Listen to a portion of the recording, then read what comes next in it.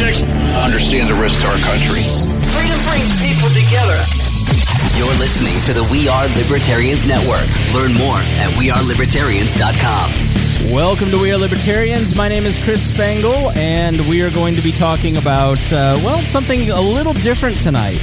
I'm going to be taking questions from a member of our audience, kind of about the basics of libertarianism and some questions that she has. So I'll be talking to Miranda right after this. Warning, this show is for adults, produced by semi-adults. So the language is sometimes strong and offensive. I don't know what I said. Welcome to We Are Libertarians, where our goal is to help you sound smarter while talking to your friends. We examine current events from a libertarian perspective while treating modern politics with all of the irreverence it deserves. There has been lie after lie. We toss out the screaming heads, put people before political parties, and give context to the news to make you think. Now, here's our host, a 15-year veteran of politics and media, Chris Spangle. Welcome to the program. My name is Chris Spangle, and as I said, it's a little bit different this week. I did this with Lex a while back. I forget what the topic was, but my friend Lex had some questions about something that was going on in the news, and she's like, I really want to understand this thing, and I don't quite know a lot about it. Can you explain this to me? And I said, you know what, not for nothing, but I don't want to explain this for one person on Facebook Messenger. Why don't you come on the show and we'll talk about it? And I've wanted to do a little bit more of this, and I'd like to do more of it. So if you listen to this show and you're like, I'd love to come on and ask a bunch of questions of you, then please send me a note at editor@wearelibertarians.com.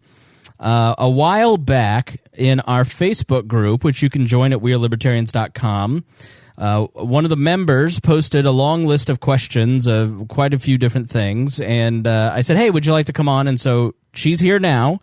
Miranda, thank you for joining us. Hello.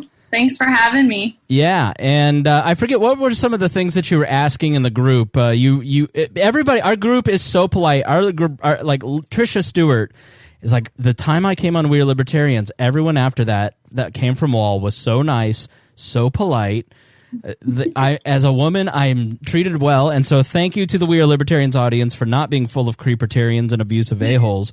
And so I love the interaction that we have in our group, but everybody always starts out their posts like, please, and this must be because all the other groups, like the Lions Pride, or the Lions of Liberty Forum, for instance, must just be vicious. Everybody goes, please don't attack me. I have a question because I'm new. Oh my gosh. It's like 50% of the time it always starts out that way. What were you asking that first time that you posted? Well, the first time I posted, I was really just kind of looking for sources to, read more about the philosophy behind libertarianism. And I actually got a lot of feedback on that, so that was really nice. Yeah, one of us. I'm sure you got more than you bargained for. What were some of the helpful things that you found in that? I got a lot. I got some book sources, and I've really only started reading one. I started reading just Ayn Rand's nonfiction book, Atlas Shrugged. That's really the only one I've had time to start. I can't start 5 different things. I have to start off at one place and then kind of work my way through. But well, you picked one that's going to take you 17 years. How far have you made it into Atlas Shrugged? I'm already at like 250 pages. That's good. That's way further than I made it. This what? That's way further than I made it. I made it in like 50 pages. I was like, I am done with this. Oh man, I actually find it. I don't know. I really like it so far. It just gives me a different perspective. Like, it's a point of view that I've never really looked at and that I've never really heard from. So it's in what way? Like capitalism, basically. It's from what I get from it. It's basically from the point of view of true capitalists and. Why should people damn me for just trying to make the world great? Right. So that's pretty much just what I've gotten from it so far. But well, very good. Yeah, I haven't read the books. I did watch the atrocious movies. The first one's not bad, and you can get kind of some of the principles from it. But I think that's where a lot of people start with Atlas Shrugged, and that kind of leads them into harder drugs like Murray Rothbard. So that's always a good place to start. So how did you find out about We Are Libertarians? How did you find out about our group? I assume you might listen to the podcast. Yeah. Well, it's kind of a long story. I didn't really know much about libertarianism before. I had looked into it in the past when Gary Johnson was, big in the media. Mm-hmm. And at the time, some of it just seemed, pretty radical to me. Like, I don't know, it just seemed a little bit too radical for me at the time. And then I just never really looked into it. And then, like last year, toward the end of last year, there were a few things that just made me kind of just fed up with Republicans and Democrats. And I just felt like I couldn't agree with either of them. And I was really looking for something else. So I looked back into libertarianism, and I first went to their, it first led me to their page and the party page, and I read their, creed and all that. And I'm thinking, wow, like this is almost exactly me. Like, why have I not been attached to this yet? And so I literally I searched in my podcasts, Libertarians, and this was the first one that came on. Cool. So I started listening to it, and I was like, this is awesome. I love these people. Like, so yeah, I've been listening ever since. No, go on. No, I'm just kidding.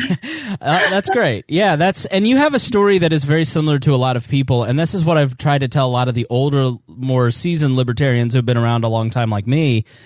Like, don't beat up so much on Gary Johnson, because there's a lot of Mirandas out there who are going, why did libertarians hate Gary Johnson? They all just seem nuts. I don't get any of this. I mean, did you see, what were some of the things that you saw as radical, or what kind of turned you off? Do you have any recollection? Oh man, this was a few years ago, but, okay, so just the fact that I'm not sure if it was Gary Johnson specifically, or if it was just libertarians that I saw, that they just kind of just wanted, it seemed like they just wanted to get rid of like all government and like all taxation. And at the time, I wasn't in that mindset. Right. And I have been kind of like an environmental person for like ever. And I don't know, I couldn't give up the thought of getting rid of like environmental law. Like it wasn't in my head. So I don't know, it just seemed kind of radical to me to like have the idea to kick government out of it and like let everybody do their own thing. But I mean, like within the last year, I'm hearing different perspectives, and I'm seeing the other side of it now. So it appeals to me a lot more than it did then. Okay. Just because I feel like I'm a bit more open-minded to it, and the fact that I have so much disdain for everything else, I'm just kind of ready to give it up. I think you're in the place that a lot of us are at the beginning, where it's like, I know my eyes aren't deceiving me. I know this isn't working. There's clearly something about this that is not working, and I'm not quite sure what it is, but I need to find a different answer. And I think that draws a lot of people to libertarianism, because it's a different answer. And that's one of the things that we tried to do here, is try to help you make sense of what's going on in the world. Now, before we jump in, because what I want to do is have conversations like this with people who are newer to libertarianism and like, I don't get this. I mean, I've been following the libertarian world for about a decade now, and I still, every single day, learn something new. And in the beginning, I kind of had this concept of, if I just believe with 95% of these issues, that I'm a libertarian, and that is true. But then once you learn more about the philosophy, you start to see the all-encompassing nature, but it takes a long time to work through that. So that's what I want to do with Miranda tonight, is kind of work through some of those issues and think about things in a more philosophical way, maybe just kind of answer some of her questions and some of her stumbling blocks. But first, let's kind of get an idea of where you're at politically. You told us a little bit, but would you say you identified with a party? Whereabouts do you live? How old are you? Like, what's your party makeup? Like, what's kind of your political experience? Just give us just like a quick overview of who is Miranda.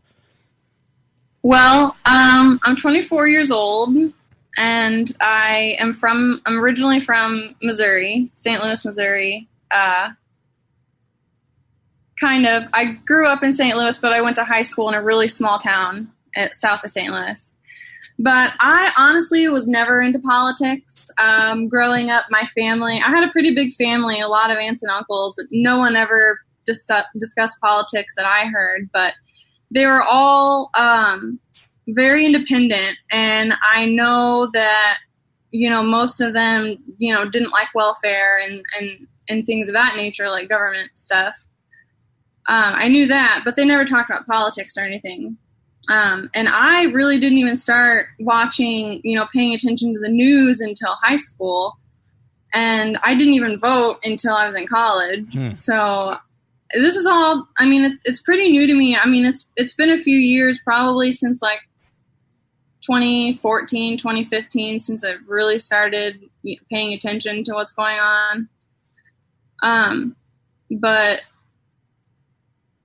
I never identified as a Democrat or Republican, really, because I'm not for the drug war. I've never been for the drug war. I think it's ridiculous. I think it's so stupid to lock people up for something that everybody does. Mm-hmm. Like, almost everybody does it, and it doesn't make them a bad person. So why would you? So are you a pothead, Fokker?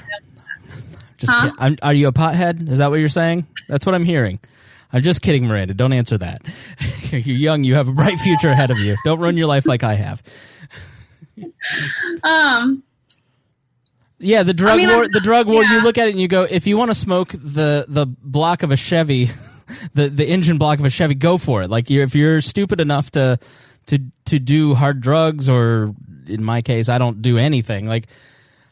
That's our choice. Like, if you want to do drugs and if you want to not do drugs, like, it's really your choice. You're not really affecting other people. And then when you look at, and then people always come back with that tangential, well, what if you got in a car and drive and hit somebody? And then you go, well, what about the entire South and Central American countries we've destroyed because of the drug war? Exactly. So. Exactly. Yeah. And like, oh my God, I forgot where I was going to go. What's your cat's name, by the way? Oh, this is Phil.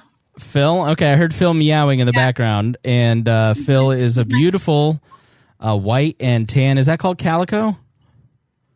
I just call him an alley cat. Okay. I don't know what the coat color is called. All no, right. he's just or is it? I thought it was a tabby. Yeah, that's about what that. All right. Well, I have ADD, as you can tell, so I get distracted very easily. And a cat walked by, and when I see a cat, I have to say hi to it. Yeah, I know you have a cat too. I've heard you talk about your cat. Yep, Mittens literally started walking up right now. She's coming to say hi. Muffins was here earlier, so let's jump in. Let's start with some of your questions. I know that you were very. Okay. I hope every person that does this is as diligent as you are. You like messaged me with a list of dates and questions, and I was like, this is great. I wish any of my co-hosts were as organized as Miranda is. So let's start off with like kind of the first thing that you're running into that you want to know about. Well, I guess should we start with the political stuff? Yeah, let's start with politics. So I'm curious why is there such a huge two-party system? Like, and why is it so hard for libertarians to win the presidency? I mean, they run, but they only get like what a single-digit % of the vote or something every time. It was 1% of the vote normally, and then Gary Johnson got 3% of the vote. And if just, does it have to do with like ballot access and and money, basically? Mm-hmm. Yep. Exactly right. And it going back to our founding, have you heard of the term gerrymandering? Yeah, where they draw certain political lines and they can do it to like favor. Right. And that is named after, that's named after Elbridge Gerry, who signed, I know he signed the Constitution or the Declaration. He was really good friends with John Adams. And Elbridge Gerry in Massachusetts started drawing lines that were favorable to his party, and a local newspaper called it gerrymandering. And so now it's turned into gerrymandering. So it's named after one of the founders. It's from the very birth of our republic. The politicians in this country have been drawing lines that are favorable to their particular interests. And as democracy has grown, the citizens of this country have been able to kind of pull and push a little bit more to get fairer lines. But I think we're at a point now where it's insane that we don't have artificial intelligence drawing the lines. I was involved in a project called Rethinking Redistricting in 2009 here in Indiana, and it was put forward by then Secretary of State, future Congressman, now out of Congress, named Todd Rokita. And he worked with the Brennan Center to draw lines based on artificial intelligence, completely separate from political interest, just apportioned by population. And what you saw were the districts drawn by Republicans in 1999, 2000, had neighborhoods cut in half, and city streets were cut in half. Well, if you lived on one side, you're in the 5th congressional district, and on the other side, you were in the 7th. And when you redrew the lines, you kept all these communities together, you kept neighborhoods together, and it ended up, we had, I think that next year, 6 competitive state Senate and state House races out of 150, 6 were competitive. And under the new maps, it would have been like 50. And so, right. And so what the parties do is they draw lines to preserve resources, basically. So they're going to fight it out in those 6 instead of 50. And it's a way it's a way to basically centralize control, because then the parties, the caucuses within the state houses, the politicians that kind of make up the top echelons can then determine who's doling out the money to people in trouble or not. So it all comes down to keeping certainty within the political system, and that means that you and I are kind of out of the bounds. So you had a question kind of clarifying some of that. Yeah, I'm just so when they're drawing these lines, are they basing it off of like historical voting patterns, they say it is. How exactly are they choosing? So in Wisconsin, there's been a lot of lawsuits over Wisconsin, North Carolina, and several states. There's been the Supreme Court just punted on one of these, I think in North Carolina, which is a huge mistake. In Wisconsin, the state house Republicans, the way that the maps had always been drawn is it had been done on a committee, and it had been kind of open, and there was public comment, and there was some level of transparency. But when they drew the lines a decade ago, when Scott Walker was the governor, they literally would the only transparency that they had, the people responsible for drawing the lines, 2 or 3 state house reps, drew the maps and then would invite Republican state house members to come in and see where their map was drawn. Not the whole map, just their map. And none of the Democrats got to see it. And then they rushed it through and passed it. And so there were lawsuits in all through the Wisconsin and federal courts around those maps and in several other states. And so there is a big push, and it's spearheaded by the Brennan Center, which is out of, I think, New York City College, I think CUNY, to really push for fair maps and give a lot of data. So if you want to go way down the rabbit hole on redistricting, the Brennan Center is a great place to start. And as is 538 did a podcast series on redistricting that was really good, that kind of talked about a lot of this stuff. But when you ask, like, what criteria do they use? Yes, they use the criteria of past voting records, census data, and any information they can get their hands on, and then they draw it in a way that is favorable to their party. And Democrats are beside themselves because there are more state Republican legislatures than there are Democrat legislatures. But the fact is that they do the same thing and have. That's why Democrats had control of the Congress for 40 years before the 1994 revolution, when Newt Gingrich became Speaker of the House. So both parties have basically hijacked this whole process, and that does play into why a lot of libertarian and third parties in general have a lot of problems, because when you're drawing districts that are favorable to your party, you then tend to move your parties to the fringe. And so that's why we've seen the parties move over the last 30 years more to the left and right, and to the point that the Democrats are running some of the most radical Democrats in 100 years for president, because they can, because their farm team is basically made up of people that have safe seats. And so the way that American politics works is just like Barack Obama. You'll remember maybe that he became a state senator, and then he moved up to United States senator, and then he moved up to president. Mike Pence ran for Congress, and then he became vice president. You start small, and then you work your way up over time to get into some of this. So it pushes all of the politics, all of the state house bills, all of the federal, and as a result, later, all the congressional bills further to the wings and further to protectionist policies, because they're protecting their interest. And they implement things like restrictive ballot access laws. Ohio actually achieved ballot access, and then John Kasich and the Ohio legislature removed their ballot access by changing certain requirements. Here in Indiana, for instance, the Secretary of State's race is how the Indiana Libertarian Party gains ballot access. They have to get 2% in the Secretary of State's race. It used to be 0.5%, but then a Libertarian candidate in the mind of a local sheriff cost him an election, and the Democrat won the race. And so he went to his buddy in the state legislature, and they raised the ballot access limit to 2%, and for 20 years kicked the Libertarian Party off in Indiana. And then there's also the debate commission, for instance, is a wholly owned subsidiary of the Republican and Democratic Party.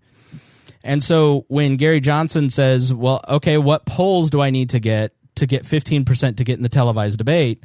They go, well, this poll, this poll, this poll. And then the pollsters who have connections to the party only poll older people. And people over 40 don't vote for the Libertarian Party candidate. It's like 1% of the vote comes from older people, and then people under 40 vote at 10%, according to a lot of exit polls. So there's a lot of systemic problems. And then you add on top of that, if you're the Libertarian Party candidate, you have 50 different sets of ballot access rules. You have petitions, or, here in Indiana, we have automatic ballot access. In some states, you have to go out and hire petitioners, and you have to get 3 times the amount of required signatures. It's a tremendous amount of work to get on the ballot, and it's almost impossible to get on the ballot in all 50 states if you're a third-party candidate. If you're running third party, you had to start early this year, to get on the ballot in November of next year. And so systemically, the parties have really done a great job of protecting their interests, which doesn't always align with our interests. And you end up in a moment where, if polled, the American people generally are very libertarian, but their elected representatives don't reflect that because the laws have been manipulated in their favor. So that was a lot, but that's kind of why the Libertarian Party really has a tough time. And so it's really disingenuous when you see, people go, oh, well, they only get 1%. It's like, yeah, but you guys are cheating. It's like letting Coke and Pepsi design the rules for selling soda drinks, and then you wonder, why is RC Cola nowhere? Yeah, I mean, that's just insane to me. And how it's just allowed to go on like that really just blows my mind. Like, I just don't understand. So it's not completely free. It's not open at all. There's no fairness whatsoever. It's all fake and rigged. Like that. Right. So that's crazy. Powerful corporate interests understand at this point in the game, predictability in the American political system is necessary. And it's because so much regulation, so much taxation, and so much, now tariff policy. The government and corporations are so intertwined at this point in America. Then we have something called crony capitalism, which is not capitalism or free markets at all. It is an early stage of fascism. And corporate interests will maneuver politics using money to ensure that a third party doesn't really get ahead because they want predictability. A third party candidate, that's why Trump is so hated by people in the corporate media, in the upper echelons of both party, in the class of pundits and intellectuals and college professors, and really the ruling elite in America hate Donald Trump because he's so unpredictable. We don't mind George Bush or Barack Obama because they're sort of the same as has always been. And so what I've always said to libertarians is like, watch what happens to Trump, because if you ever did actually get close to the White House, you would be treated in the exact same way. Your character would be assassinated. It'd be character assassination left and right. You're going to see it with Justin Amash. You're going to see a fine, upstanding human being completely propagandized into a demonic figure by the United States media because their bills are paid by the people that have also bought off the politicians. So the only way to really fight through the system is to share content like this, wake up enough people, and try to get enough people to understand what they're up against, what's going on, because you're disgusted right now. You're mad. How can they get away with this? Who is in charge? Well, you're in charge. And so it's up to the listeners to say to their friends, if you don't like what's going on, you've got to start learning what's going on and then start organizing against it.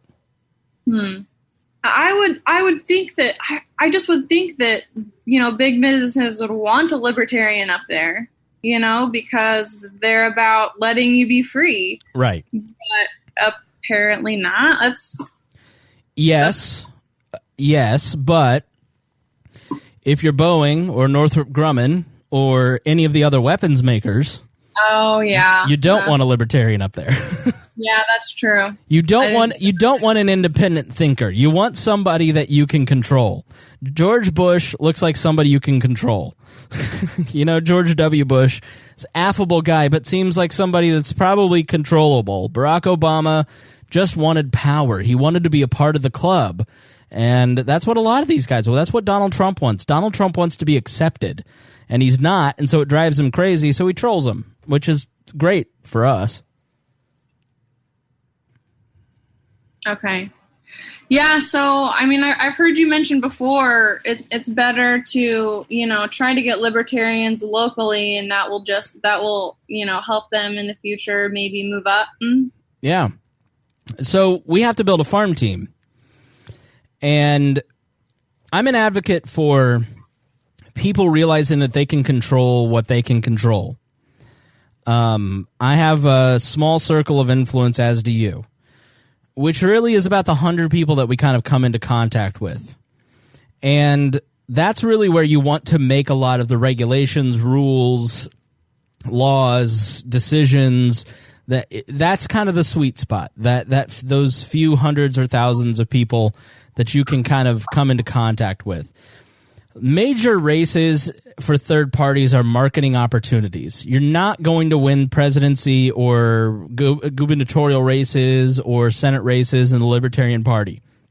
Your job is a marketer. And I've always told people to go look at the life of Eugene Debs, who ran for president 4 times in the early 1900s on the socialist ticket. If you go and read what Eugene Debs was advocating for in the party platform in 1908 or 1912, you go, holy crap, all that stuff happened. And 100 years after Eugene Debs, all the stuff that he ran for ended up being implemented, including removing, the state legislatures used to pick who was your senator. You didn't vote on that. It was the states that picked the senator. And because of Eugene Debs and the Socialist Party, you now can vote for senator. And so the top of ticket races, Eugene Debs was an amazing speaker. He would go and travel. He'd gather hundreds of people around and speak without a microphone and rally people to his cause. And he was so effective at turning people against World War I that Woodrow Wilson put him in jail for it. And so I think the Libertarians really have kind of been missing that figure, somebody who is a really great top-of-ticket speaker who really unites a lot of people. Ron Paul's probably the closest that we have. And Ron Paul, no one has ever accused him of being an amazing speaker, but he's the best we've got. And I think there's going to come a time in the next 20 years where we're going to have a really effective candidate that unites all the clans of libertarianism, that kind of galvanizes the movement for the ideas of liberty. But until that person comes, that person is never going to have that ability to do that without practice. And where is his best chance to practice? It is at a township board race, and then a county council race, and then a state house race, and then a gubernatorial race, and then the presidency. And so it is important for people to start with lower offices to gain experience in running races, because you'll be a better candidate. You'll actually talk to people and invest in your community. They'll get to see you. It's sort of a lot of ideas that libertarians espouse seem really crazy, right? But if they meet a libertarian and they seem somewhat sane, then they'll go, maybe some of these other ideas that they've got isn't so bad, and so let's look into it. And so what you get on the local level when you run for office is the chance to stand next to the person that will get elected. Maybe you'll get elected, but if you don't, you're standing in a forum or a debate or something put on by the League of Women Voters, espousing ideas that you think are important, and your opponents, who are probably going to get elected, hear you talking about those things. And so Rupert Bonham, when he ran for governor in 2012, talked a lot about reforming Indiana schools to encourage more vocational training, because the school systems here really push people to college. And he said the people that I work with in lower classes, economic classes, aren't going to college, so stop pushing that. And they tested it on the Mike Pence campaign. He won. He ran commercials in the election touting our idea. He won, and then he implemented Rupert's idea. And so that's an example of how third parties can be really effective at the local level, because you're talking about ideas that they may not have thought of because they're so busy trying to gain their own power, or they're stuck in their own groupthink, that we come along and we say, have you thought about this? No, that's a great idea. And so that's why I'm a big advocate for the Libertarian Party at the local level, because I think I've seen it really impact local policy. I've seen Libertarian Party people show up to county council meetings with video cameras and say, from now on, your county council meetings will be live streamed to YouTube. Well, those old boomer county councilors who have been there for 30 years have no idea that literally one view may take place, but they're so freaked out that they canceled the $100 million project that they were going to build to put the plaque with their name on it. So we can be really effective. And if libertarian parties in counties can stop 50 of those projects a year, well, that's $500 million. You know, there's a true cumulative cost of getting involved and saving your county money, encouraging more freedom, and opening up. Like we have one listener who we did a daily with him where he just sat down and had lunch with all the city councilors and said, why can't I have chickens in my backyard? And they said, I don't know. That's a good question.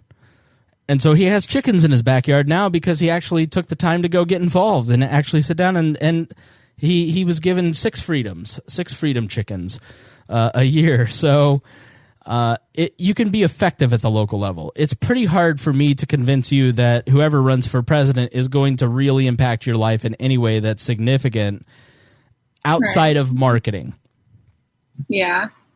And I guess if, even if they're in the presidency, they're only going to be in there for so long. And if you don't change the hearts and minds of everyone just within that time frame, then it's just going to go back to the way it was when you leave. So,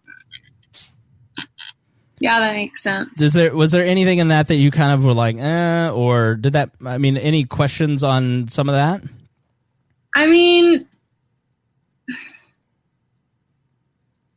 I'm just curious how I could personally get involved. I mean, going to town meetings and whatnot. I mean, I never hear of any of that around here, but I guess that's something I would have to probably research into and maybe call about. Yeah, you could. Your town or city or what state are you in now? North Dakota. Okay. Fargo. I guarantee if you're in a city the size of Fargo, they have a website and they'll post when the meetings are. And what you realize is that when you show up, you sit in the back of the room, and then you start to see these same other crackpots that are there, and after like 2 or 3 times, you kind of see the same faces, and then they start to recognize your face. Because I'm not going to lie, the second a 24-year-old female walks into a city council meeting and sits down, everybody's going to be super curious as to what you're doing there. They're going to wonder if you're a reporter or if you're a staffer. And when you're neither of those, it short circuits their brain, because the only people that show up that are interested from the public are usually 65-year-old white guys. And so young people showing up to these meetings really can, you can, just by virtue of your age and gender, to be quite honest, you can get a lot of, you can get easy introductions because they want to try to get you to work on their campaign, which that may not be a bad thing.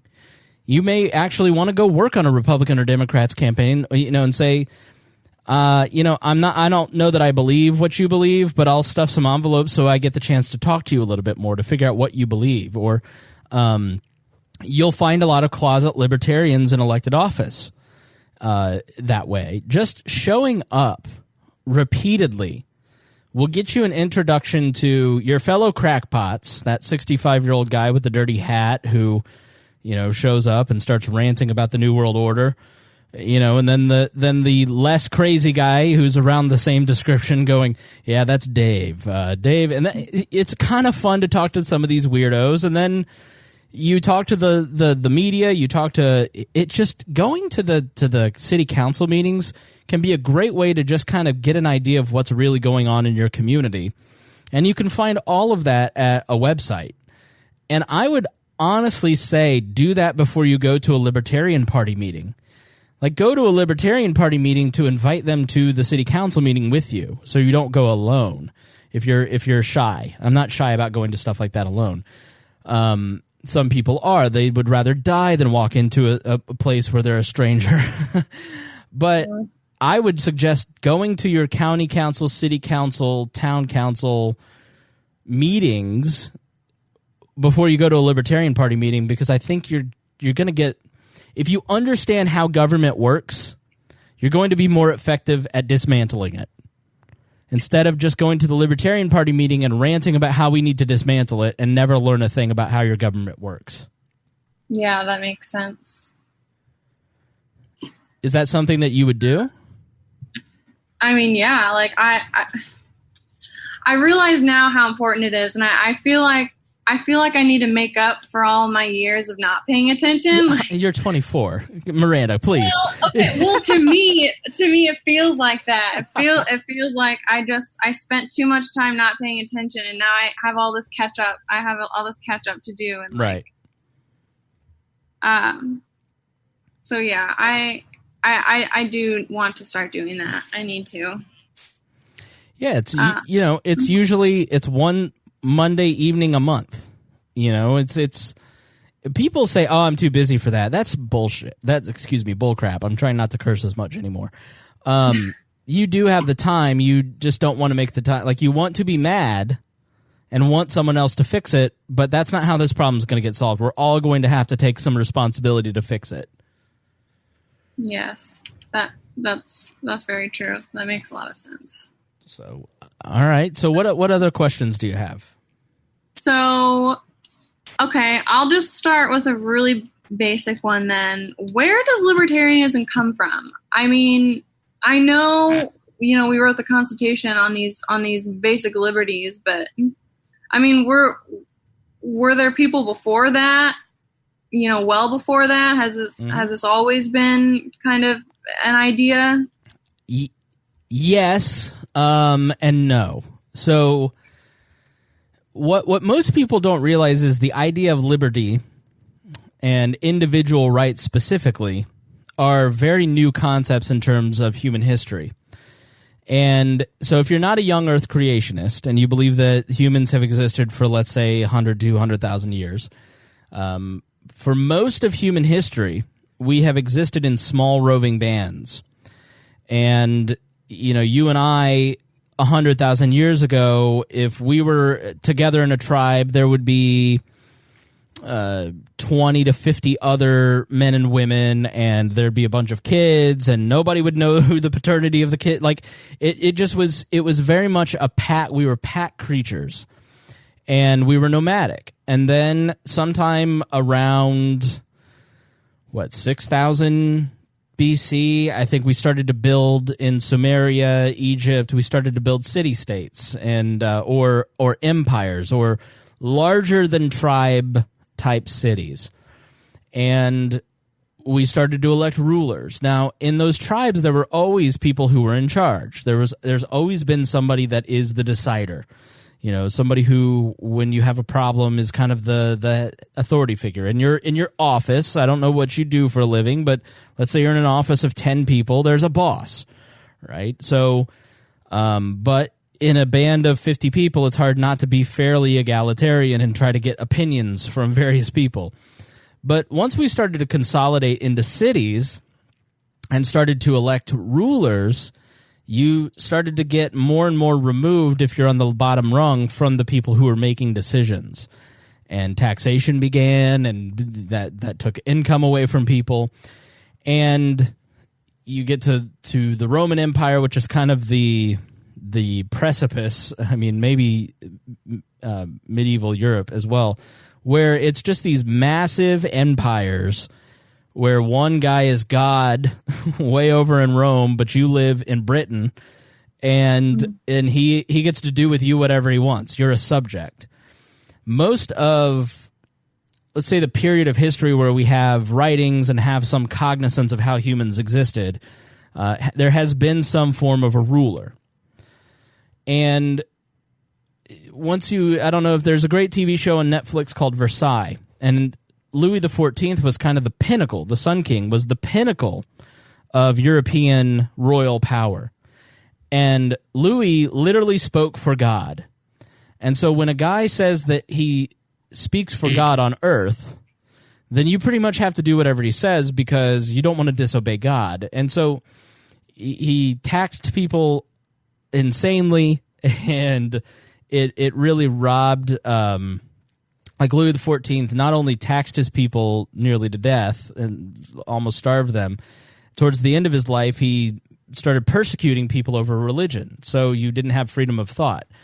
So you have this existence for a lot of human history where you're constantly being surveilled, you're constantly being harassed by local authorities who are doing things in the name of the ruler, you're being taxed, your wealth, what little wealth you have is being taken, and if somebody else wants to do something to you, like put you to death for thinking or saying something out loud, they can do it because they're the king and you're not.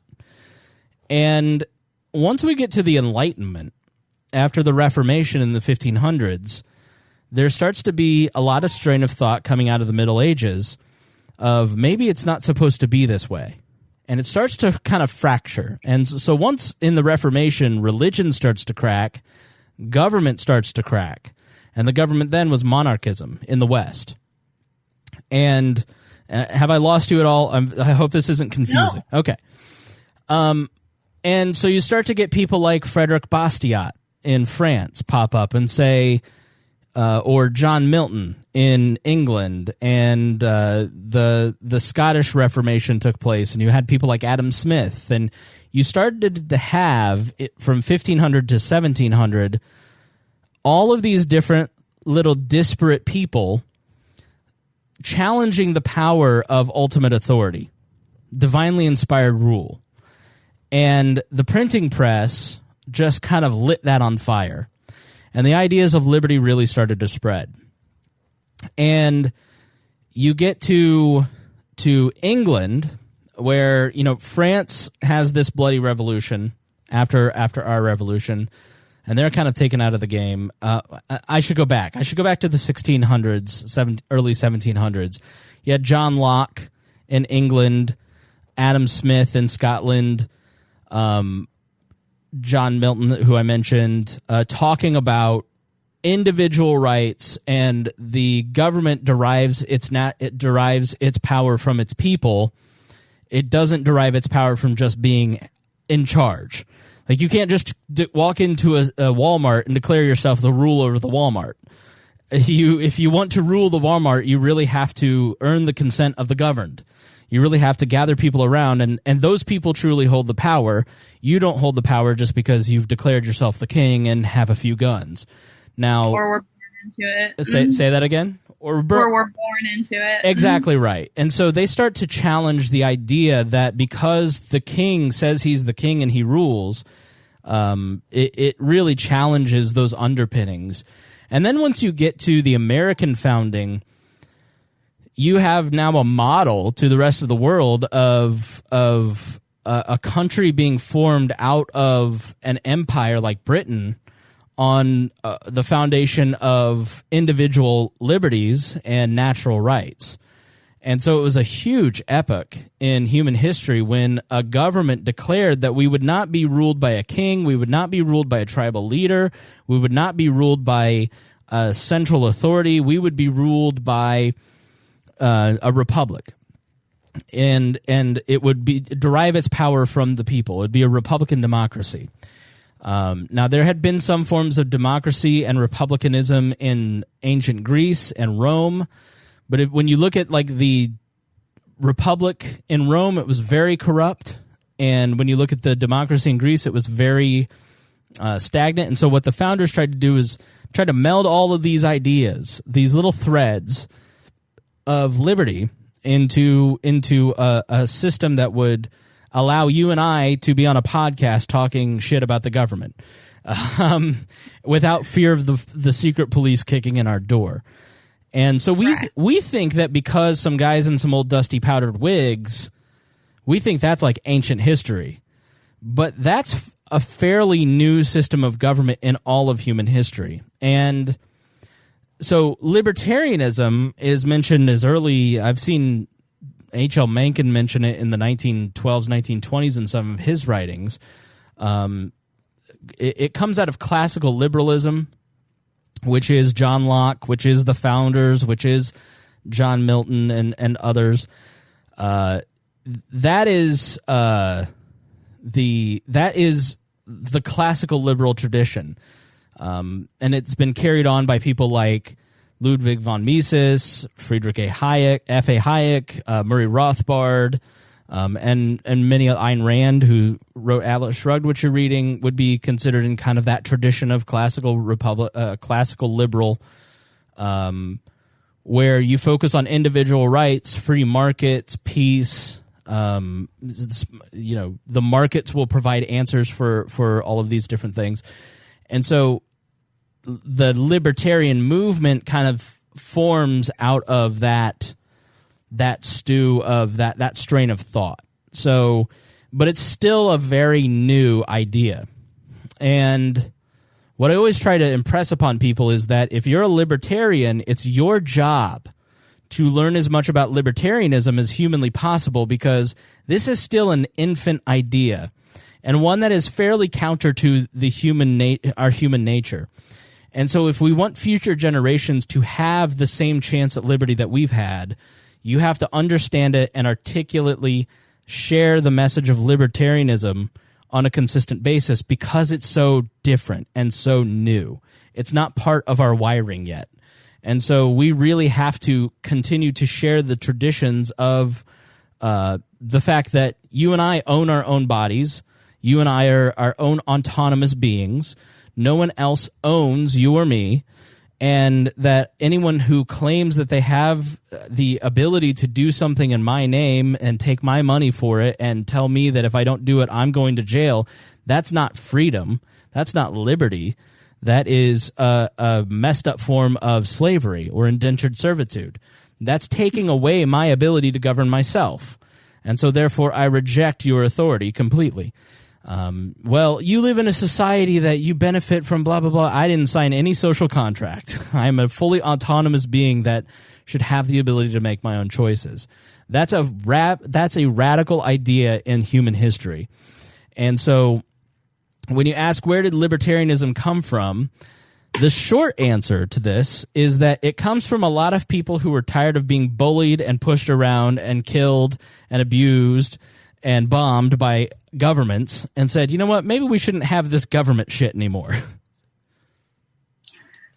So historically, a lot of these people who wrote about and who believe that,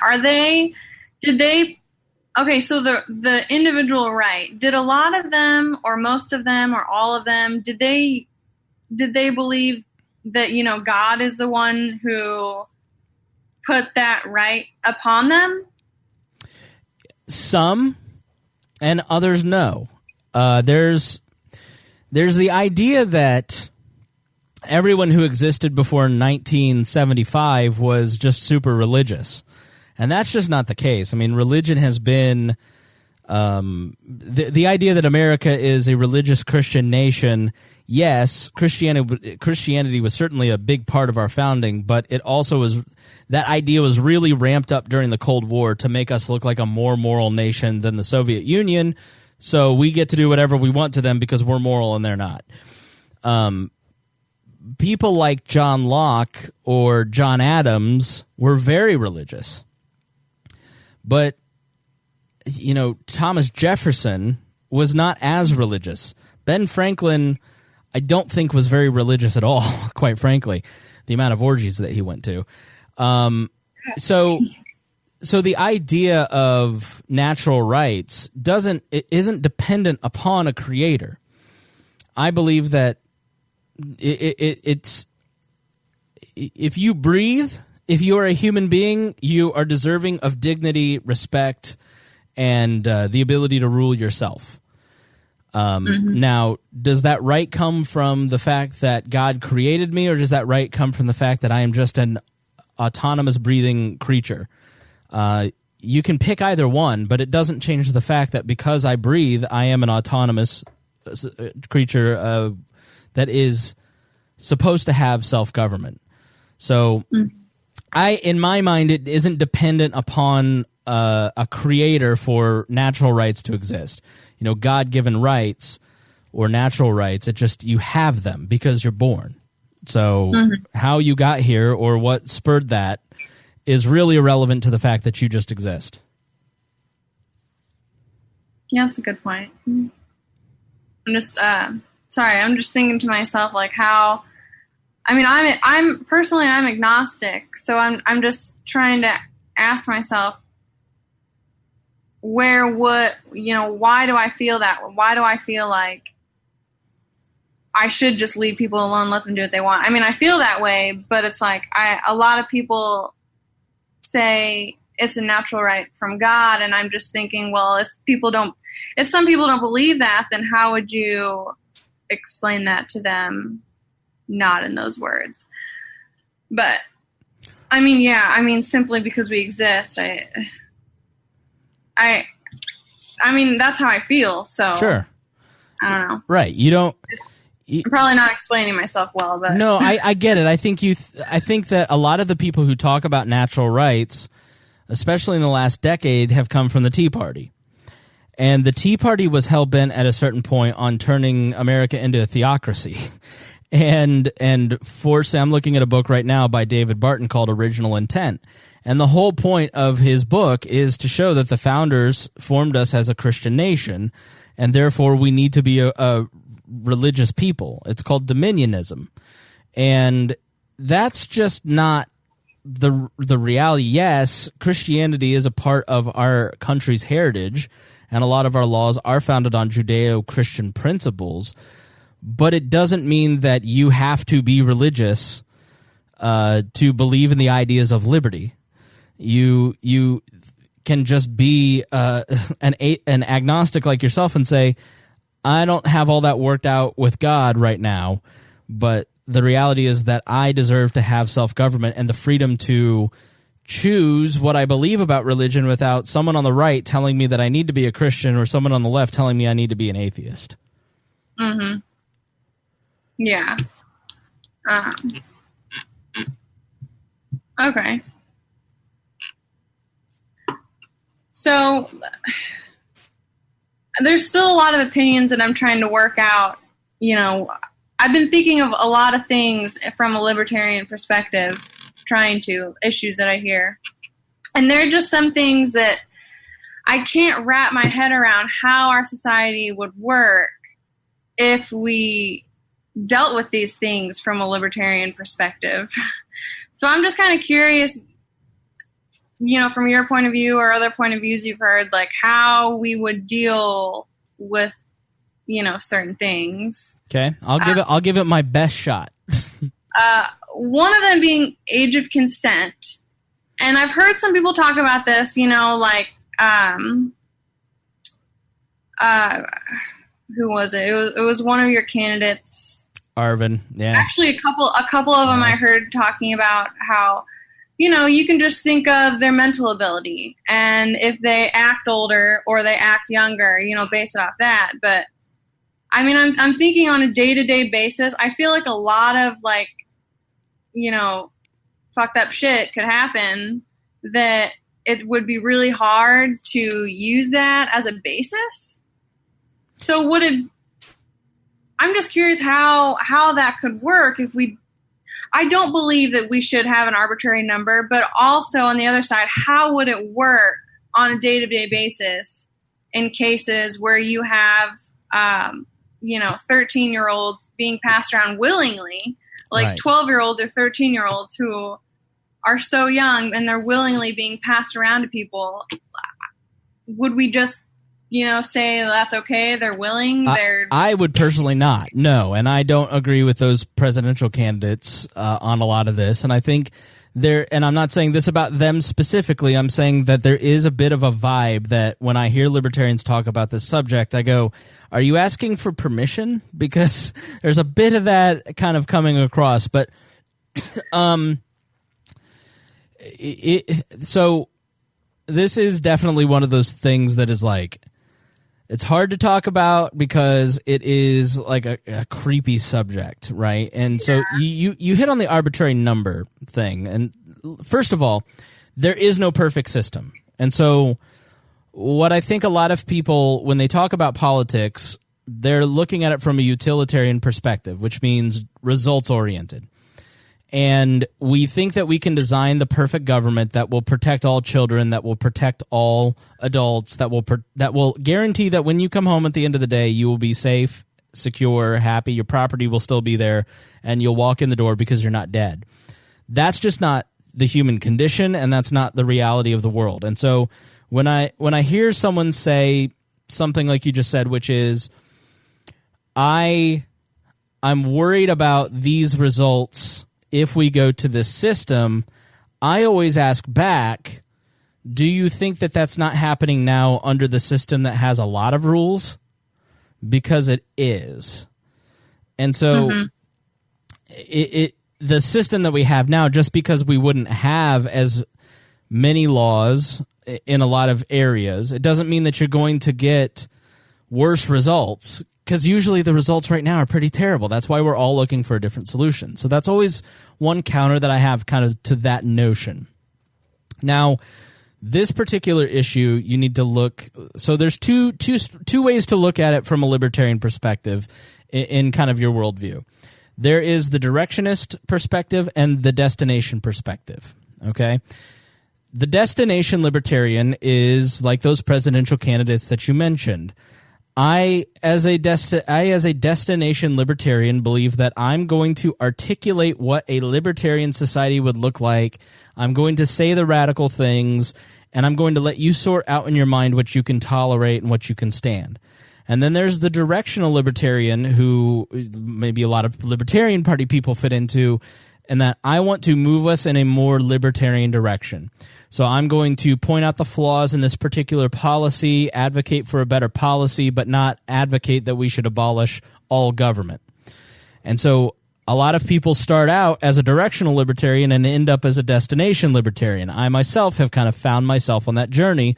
The more that I do this, the more that I talk into a microphone, I find that people want to know what is the radical solution, what does the future look like, as opposed to what's wrong with now. They want more hope and less change. Now, when it comes to the age of consent discussion, you can look at it from a directional libertarian perspective. Here in Indiana, it's 16. Okay, in some states it's 18. Some states it's probably 17. I don't know all the I'm not, Miranda, the type of guy who knows age of consent laws in every state. I tend so, but I know it's 16 here in Indiana.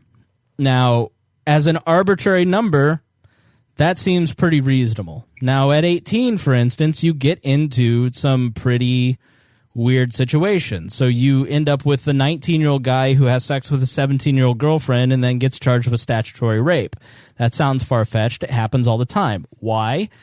Because under the 1994 crime bill that Bill Clinton passed that's being talked about, you had to have a certain number of crimes, sex crimes, prosecutions, and additions to the National Sex Registry, Sex Offender Registry, to get federal funding.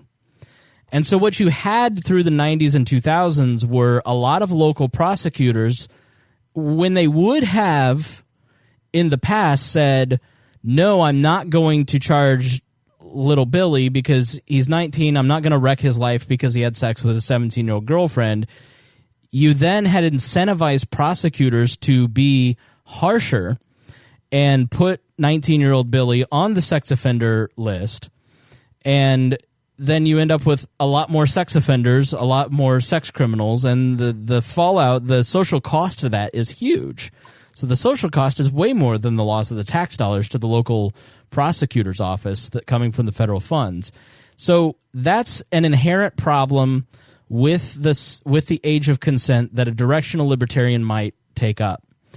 Then there is the destination libertarian who will say, this is an arbitrary number. Every individual is different. And it's up to the parents to be good parents to make sure that their child is not in a dangerous situation. And it's up to communities to set those standards. In a libertarian society, in the way that I envision the future, and this kind of fits into a broader discussion of law and how it would operate, you living in North Dakota really shouldn't care about anything that happens in my life in Indiana.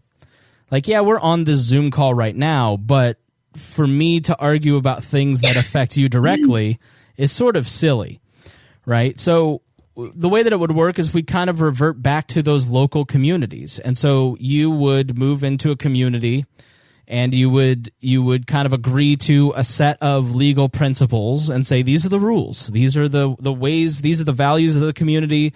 These are the laws. And you agree to abide by these, or we're going to ask you to leave, or in terms of syndicalism, or we're going to punish you or put you in prison if you harm someone or steal their property or commit fraud. And so age of consent laws would largely in a libertarian, pure libertarian society would be handled by the local community. You would move into a community where, sort of like an HOA. I know homeowners associations are vilified, but that's in a lot of ways how I think it would break down eventually. You'd voluntarily join on to a set of laws, and age of consent would probably factor into that. And of course, there's going to end up being those societies where there are no age of consent laws, and it's going to attract a lot of gross dirtbags. But we're already kind of there. Like there's no perfect system to protect everybody.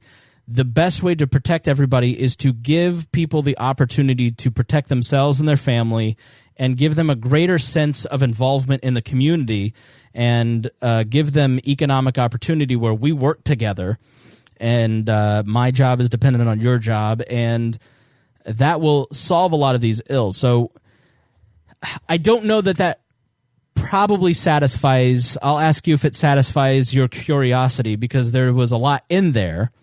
But if I'm going to give you a full understanding, I think I need to give you both perspectives. I don't think there's a great answer, because there's problems with the way that we do it now, and there's problems with the way that we'd probably do it in the future. Yeah, that's true. I mean, I understand what you're saying, how, we could just go back to the local community things, but I feel like that's just something I can't envision, the way everybody's so connected nowadays. Like you said, we're on a Zoom call right now, and we're, however many miles away, and it's like people are so naturally, controlling. It's just hard for me to see, people letting it go states away. If they hear about sex trafficking, states away, I feel like people don't do a good job of minding their business, which is why a lot of libertarians kind of land at constitutionalism, like Austin Peterson, for instance. Let's get back to the way that the country was founded. That gives us a good legal framework for dealing with problems like this. You deal with it in your local state, your local, and what perverted the entire system to begin with in terms of age of consent was the federal government introducing the crime bill, for instance. So that's why there are libertarians who kind of fall into constitutionalism. I consider libertarian to be a broad term, not just meaning anarchism. And so that is kind of why some libertarians end up at what's called minarchism or constitutionalism. It's just a loose government that kind of does law, basically. It lays out it protects natural rights, protects kids in this particular instance. And so, yeah, because there are a lot of people who just can't get to that place where, like, I got to have my little security blanket of law somehow. Yeah. Yeah, no, I get that. Another thing that I was well, let me ask, because I feel like it didn't totally satisfy, but I don't feel that I can. So, I mean, any other questions? I see that there's multiple different things that you could think of, and if it was a libertarian society, it is pretty open and case by case, and if it's going to be different everywhere, then it's just going to vary no matter what. Which it does now. Yeah, and most people will live in a place that has some legal framework. So most people are going to choose to live in a place that has a legal framework that protects them and their kids and their property. So I don't think that we would be without law. I think you would voluntarily work on those laws with the people that you're around. Mm-hmm. Yeah, and I feel like things that go really far, I think as a society we tend to be good about, demonizing that ourselves without the government having to be there anyway. So yeah, in my mind, somebody who has manipulated a 13-year-old girl or boy into being a sex object, that person's committing a crime. And just because we have a United States government or we have an anarchist government, I want that person prosecuted. Like that. Anarchism or a more pure form of libertarianism does not mean lawlessness. Mm-hmm. Yeah, I can see that, and it's even if we didn't have, I feel like even if we didn't have a system to prosecute people for that, we would just kind of shun them anyway. Yep, right. Like, yeah. People.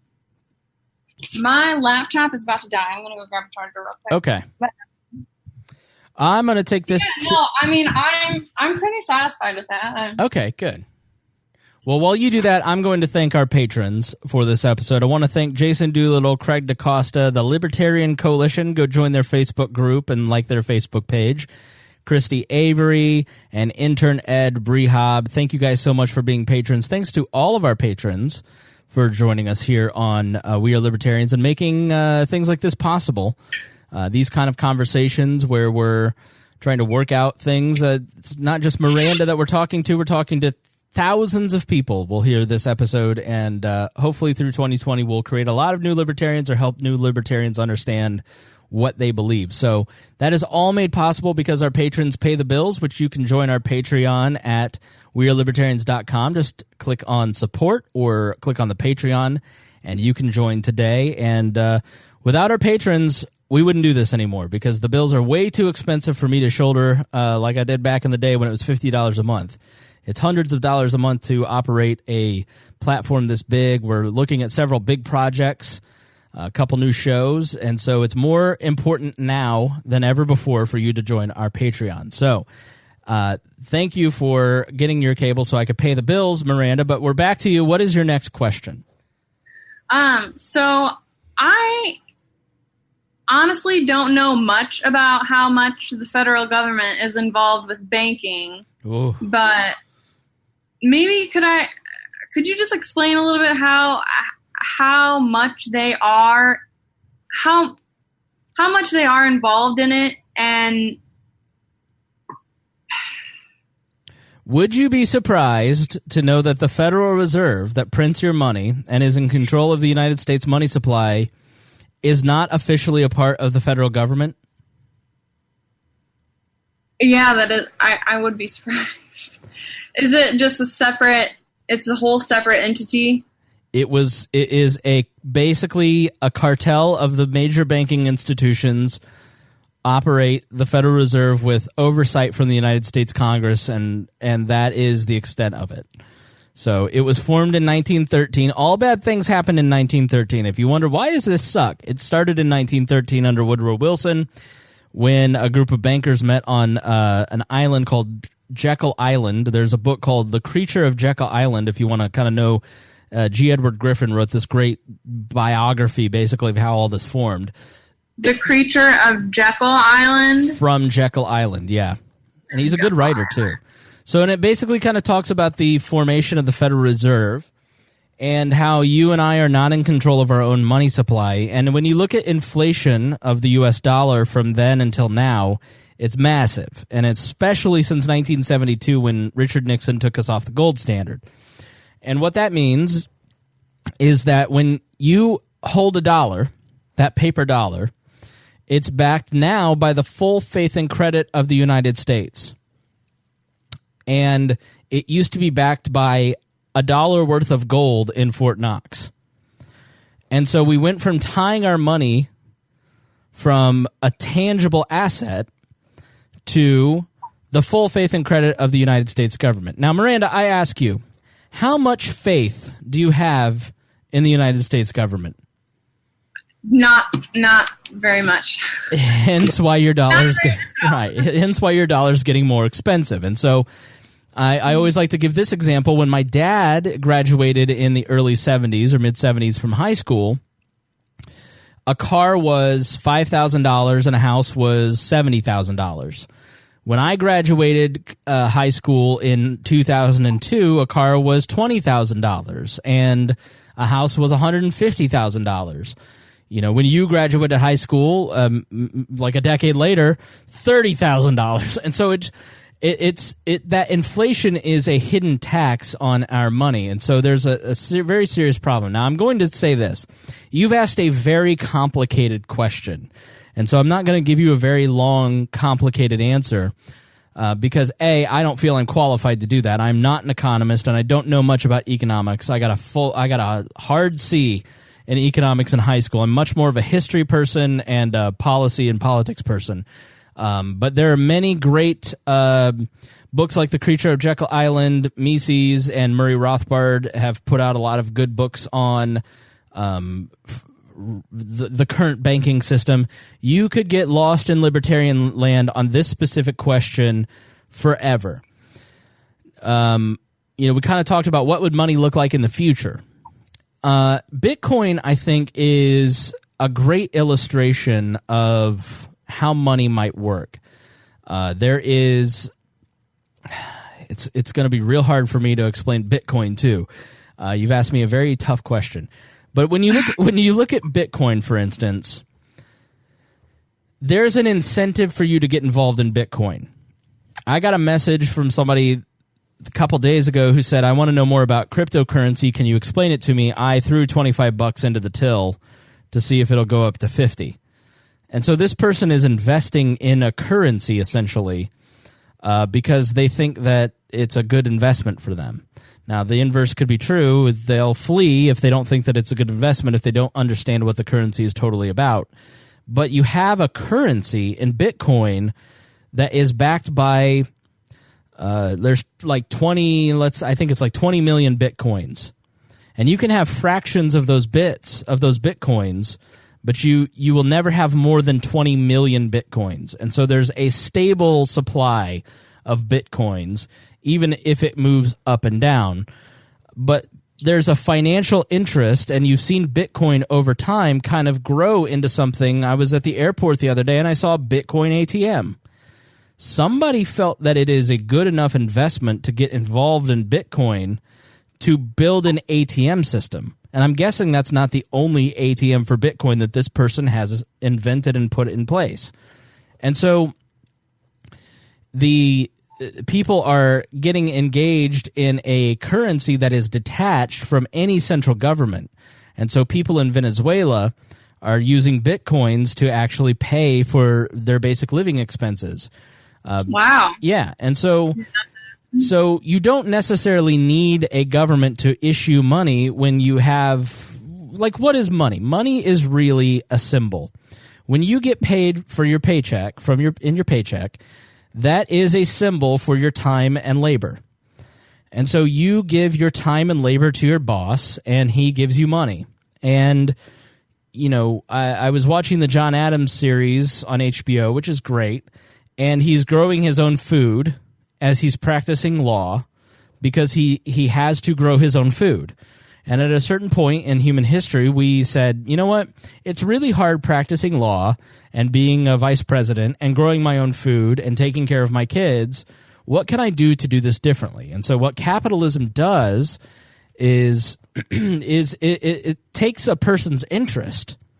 There's somebody, Miranda, that wakes up every single day excited to grow okra. I could care less about growing anything.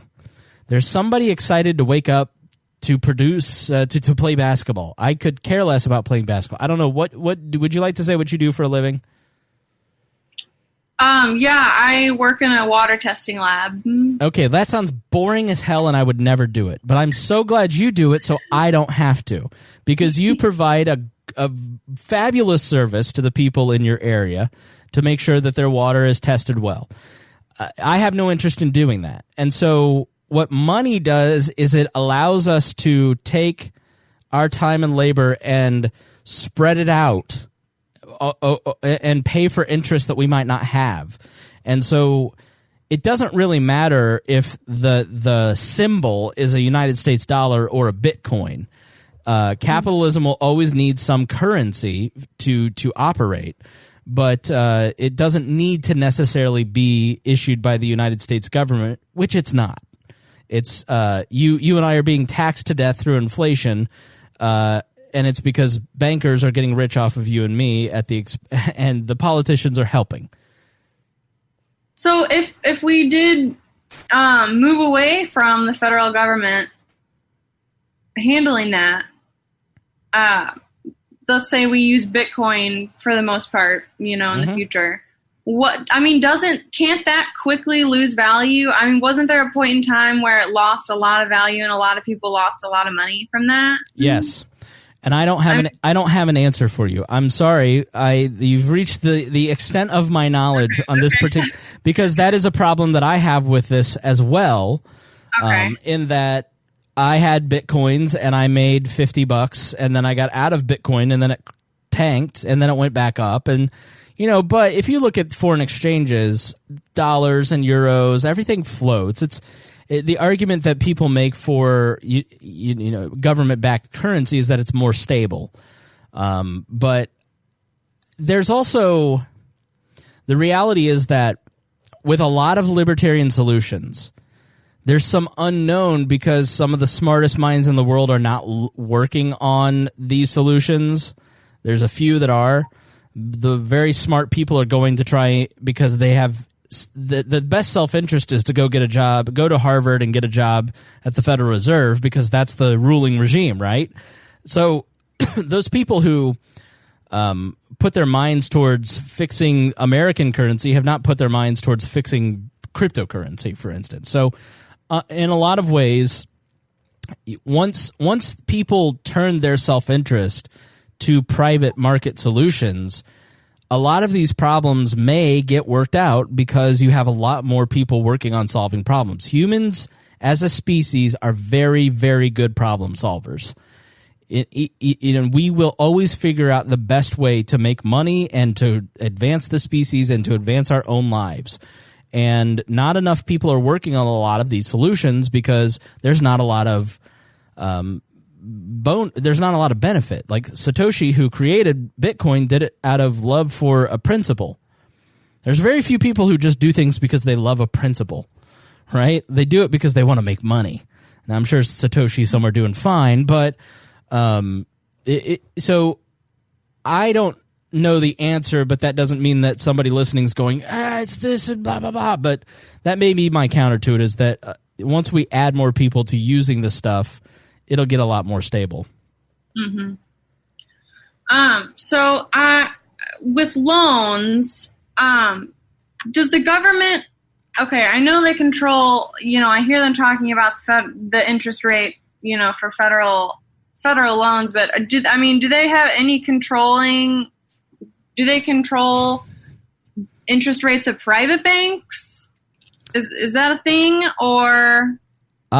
So if you and I don't totally know the answer to this. I'll give you my best guess, okay?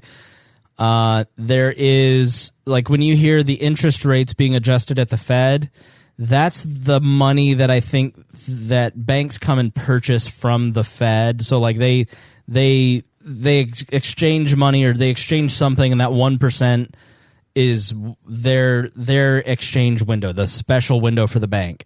But a bank has the freedom to charge, based on your credit report, 2% for a car loan or 25% for a car loan. I'm sure there's probably some laws, some loan shark laws, that prohibit some of that. But like when you're dealing with private loans, like you and I would be dealing with, a lot of that is not tampered with by the government, I don't think. I think that's just the bank saying, here's where, based on your credit worthiness, here's what we'll lend you money. And at. the banks take loans from the Federal Reserve.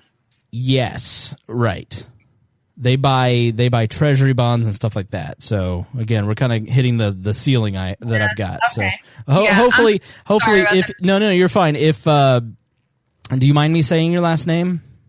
Yeah, I don't care. Okay, so if you're listening to this and you're going, Spangle's such an idiot, go into the Facebook group and tag Miranda Keller, and it's Miranda Keller.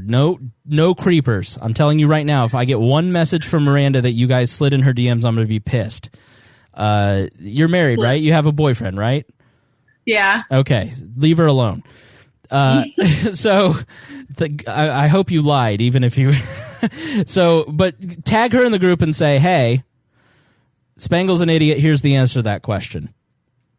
Okay. Yeah, so another thing, I'm just kind of curious if we kick the government out of in environmental issues. Mm-hmm.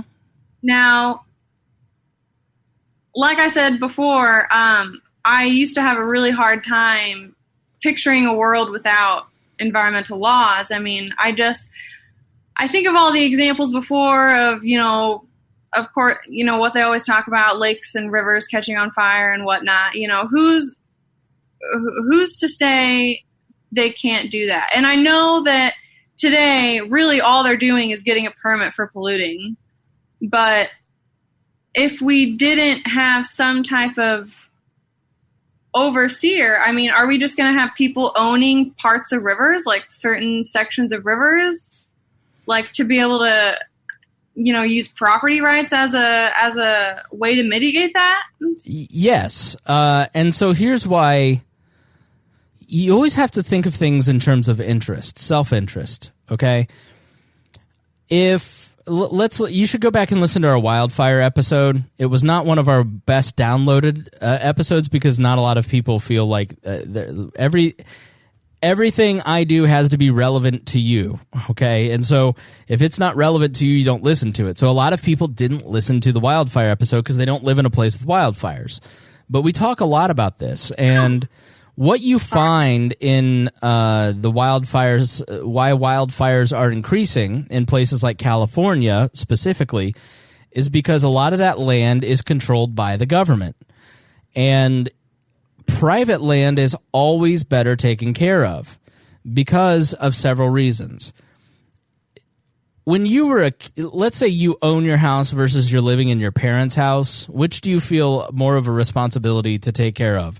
Your house or your parents' house when you were a kid? Definitely my own house. Right. Why? I guess because,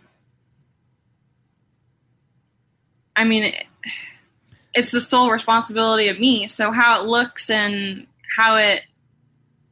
There's consequences, right? Yeah.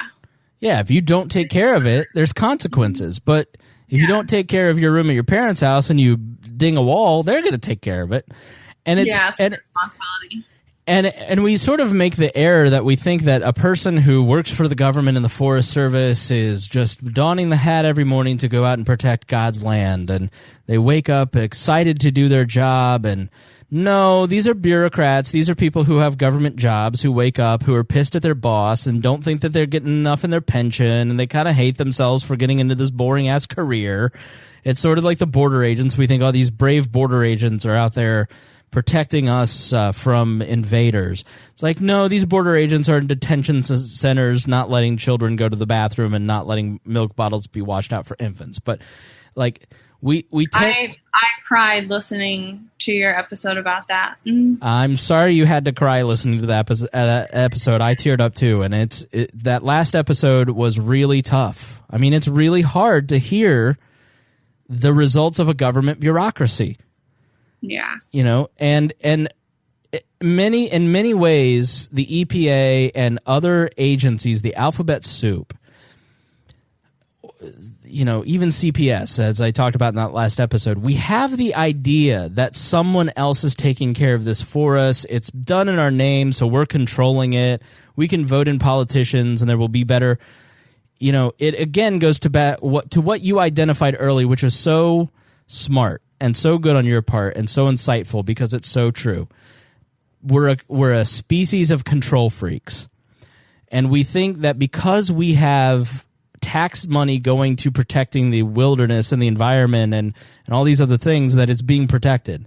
But the problem is the nature of bureaucracy constrains resources, and the people who are the victims of those constrained resources, mainly the people who are charged with doing X job, tend to end up not doing a very good job because the constrained resources means they're getting paid less and they're watching their other private sector friends get paid a lot more for doing the same type of work. And so it's diminishing returns. And so when we put the government in charge of something like protecting lands in California, decisions end up not being made on public land, like burning brush. Well, 15 politicians said, no, we can't do that because that puts carbon into the air because of global warming, and so we don't burn the brush. And then it just leads to confusion, so nobody does anything.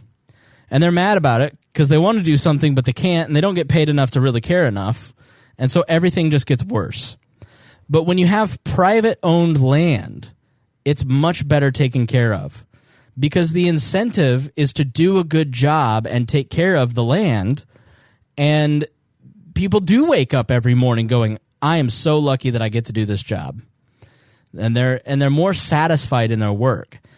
And people like you who care about the trees will donate to charities that take care of the land. And so you could have a big private park with volunteers that manage a Yosemite-sized park with volunteers, and you know, you already pay to get in the park, but pay $10 extra to get into the park, and then you can hire more service staff for the park. And so we think that if we go to a private society, we're going to lose a lot, but you're really going to gain more because there's going to be more jobs, and the people who are working in those jobs are more fulfilled, and they're being paid more, which means then those people are then buying more stuff and going to more places and doing more things or listening to more podcasts and joining Patreons.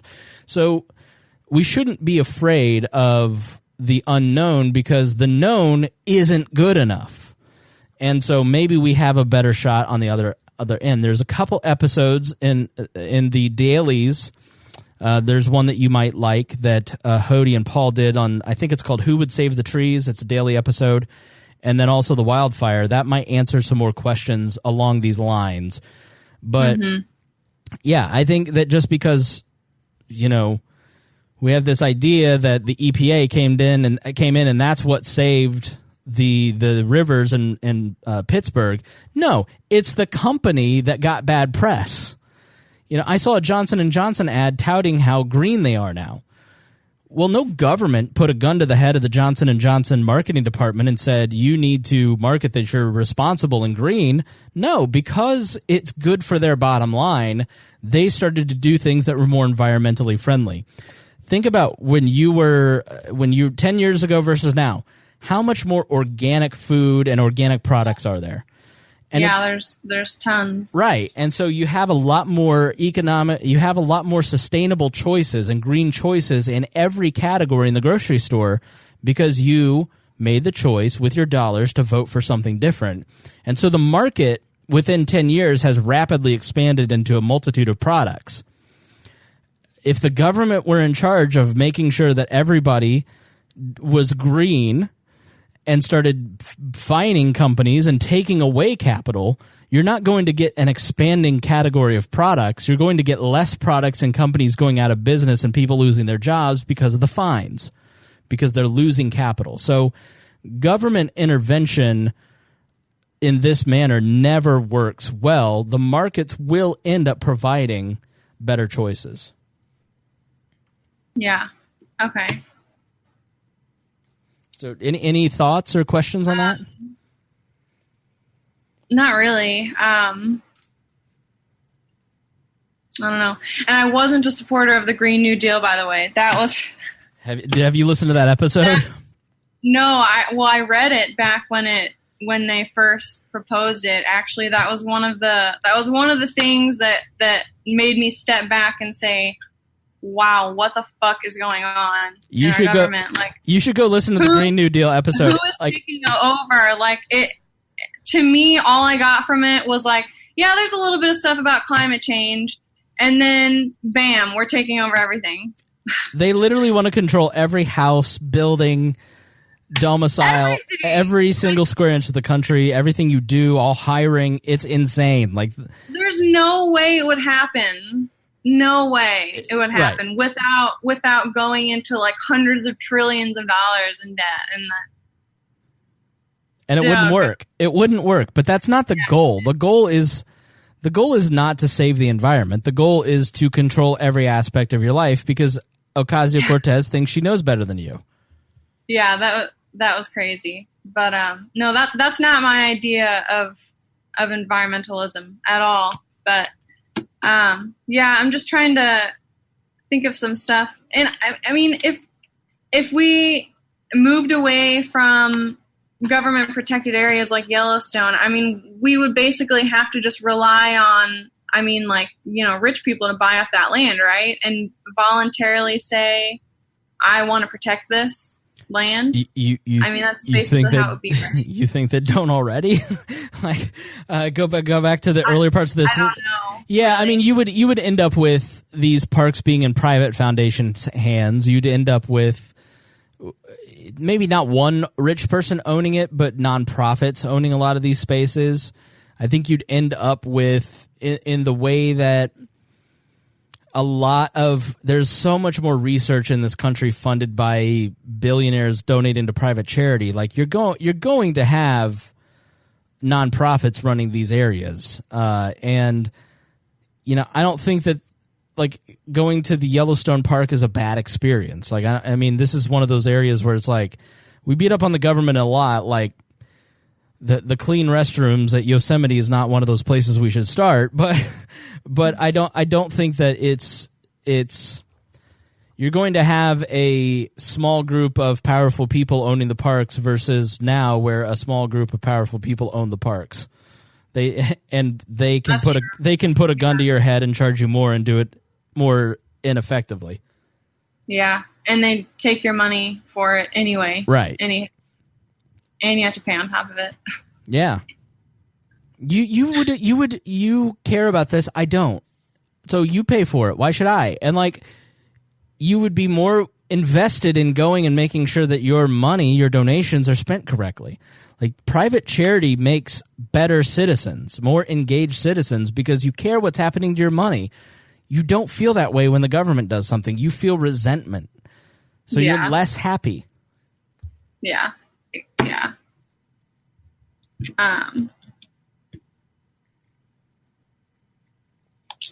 So another thing I was kind of thinking about, so there are things like affirmative action that I disagree with. Because I think that just creates an unfair advantage to everyone else. I think it should be blind. I think the hiring process should be blind, but I mean, that's going to be a business's personal decision. But so I'm with disabled people. We are currently, not allowed to, oh my gosh, I can't even think of that word. Discriminate. Good Lord. Okay. Discriminate against the disabled people, getting jobs. If we didn't have that law, I mean, do you think there would be more disabled people or more, poor people, underprivileged people who would just be kind of like kicked out of a lot of different sectors because of that? Or do you think it would just kind of... I don't think...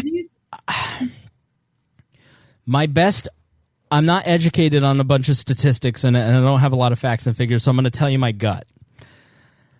My gut tells me that discrimination, I mean, let's be honest, discrimination happens regardless of the laws. Like, we've already seen that with what was the book Freakonomics, where they basically did a study where they showed that if you had a black-sounding name versus a white-sounding name, you had a lesser chance of getting hired. Your application probably went in the trash can. I remember working in high school with a bunch of Korean War vets at the Ace Hardware, a bunch of like Greatest Generation guys, and a long-haired hippie guy would come in and want to fill out an application. They'd fill out the application, they'd throw it right in the garbage. Now, you can't say to the guy, don't fill out an application, you're not welcome here. That would be illegal, but throwing away his application is legal. You can do that. So discrimination already takes place. The idea that we're ever going to devise a society based on force and have it be egalitarian is foolish. And egalitarian, for those who don't know, fair and equal, basically. That everybody has an equal start and end. The reality is that discrimination will always take place. And it's not... Discrimination is not a wholly owned subsidiary of white people. Everybody discriminates. And so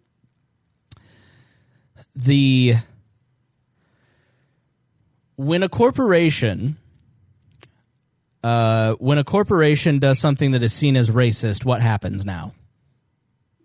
They get demonized. Everybody knows about it, right? Yeah.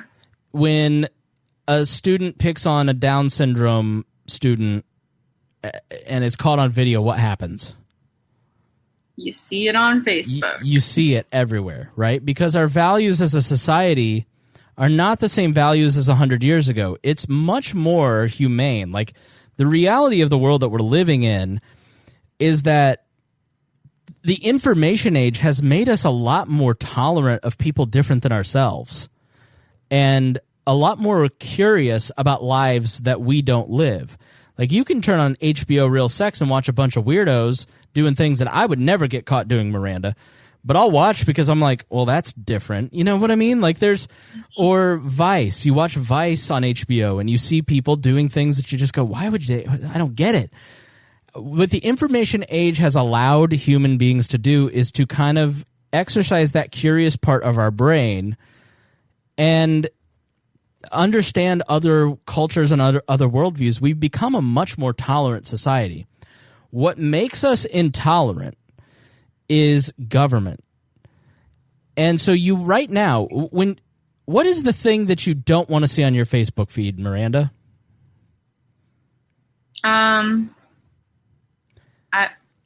What's the generic subject that everybody hates on their Facebook feed? Starts with the P. The president? That, yeah, exactly. Politics. Most people hate. Yeah. Right. And why do we inherit... Go ahead. Oh, I was just going to say, I really don't mind actually seeing politics on there. I see, what I do hate is a lot of, like, partisan bashing is what I don't really like seeing. Yeah. But we have we hate it. We feel we have to defend something. And so gay marriage, for instance, is I'll use this as an example. I mean, it's kind of settled at this point. But the reason that the Christian right felt that they had to defend traditional marriage is because their tax dollars and their way of life was, they felt that it was a different way of life was being forced on them. And the gay community felt rightly that they weren't allowed to live their lives as they see fit because they were being oppressed by Christian lawmakers. And so everybody had this life and death struggle over these issues because what we're really arguing over is government force. Do you have the right to point a gun at my head and force me to live the way that you think I ought to live, or do I get to just live as I see fit as long as I don't steal your stuff, hit you, defraud you in a business deal? And so why politics is just, and government is an inherently bad way to solve these societal issues is that it makes people feel that they have to wrestle control of the government because force is behind it. And what I mean by that is if you get a parking ticket, what happens? You get fined. What happens when you don't pay that fine? You get another fine, and then you get put in contempt of court, and then you get put in jail for contempt of court. And so when the government does something, it's not asking you to do something. It's telling you to do something. And so when people try to pass laws to make others live as the lawmaker wants them to live, they get resentful, and it creates division. And so instead of a society that's built around economic mutual interest, where I voluntarily work with Miranda to then create, I don't know, have you ever heard of iPencil? Do you know what that is? No. Okay. So it's this famous essay, and it basically talks about spontaneous order, where you have a pencil in front of you, and the pencil, the wood comes from the Pacific Northwest, the lead in the pencil comes from, the Congo, the zinc in the metal band, or the aluminum comes from India, and the rubber comes from South America, and nobody designed the pencil. There's no patent for the pencil. It's just a problem was that I need to write something, and so therefore I need to create something to write with. They create it, and then they go, wow, my hand's black, so let me put some wood around this thing. And then, I figured out that I can use rubber to get rid of this. And over time, this pencil spontaneously appears, and it takes its present form. And it's done because there's problems, and then there's solutions. And the person who's living in South Africa mining the minerals works with the person in the Pacific Northwest, and they have a mutual interest in being respectful towards each other. But once you put a gun to each other's head and say, you're going to work for me and do what I want you to do, or else, that creates a whole different dynamic. And that's the problem that we have when we try to solve a lot of these issues with government. Yeah. I'm thinking of if we move to a society where we got rid of those laws, I just feel like we've went so far. How do we take that away? How do we take away discrimination laws or even welfare, even a special? How do we take away these things without people being resentful towards that? I mean, you will always have, I think, two great examples happened in the 20th and 21st century. The civil rights movement and the LGBT rights movement. I lived through the LGBT. I mean, I'm 35, and so I'm relatively young, even though you probably think I have old man smell at 24. But, don't shake your head yes. How dare you?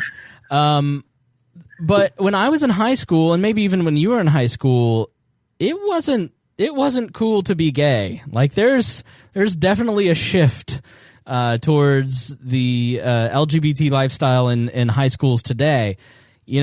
I grew up in an era where it was okay to say the F word. I mean, it was just everybody said it, and it doesn't make it right, and it was just different. And I know that's it's a different time. It's almost cliche, but like I didn't know any gay people. I was totally ignorant of it. And then I watched Queer Eye for the Straight Guy, the original one, not this abomination that is taking place now, but the original one. And I went, oh, those are gay people?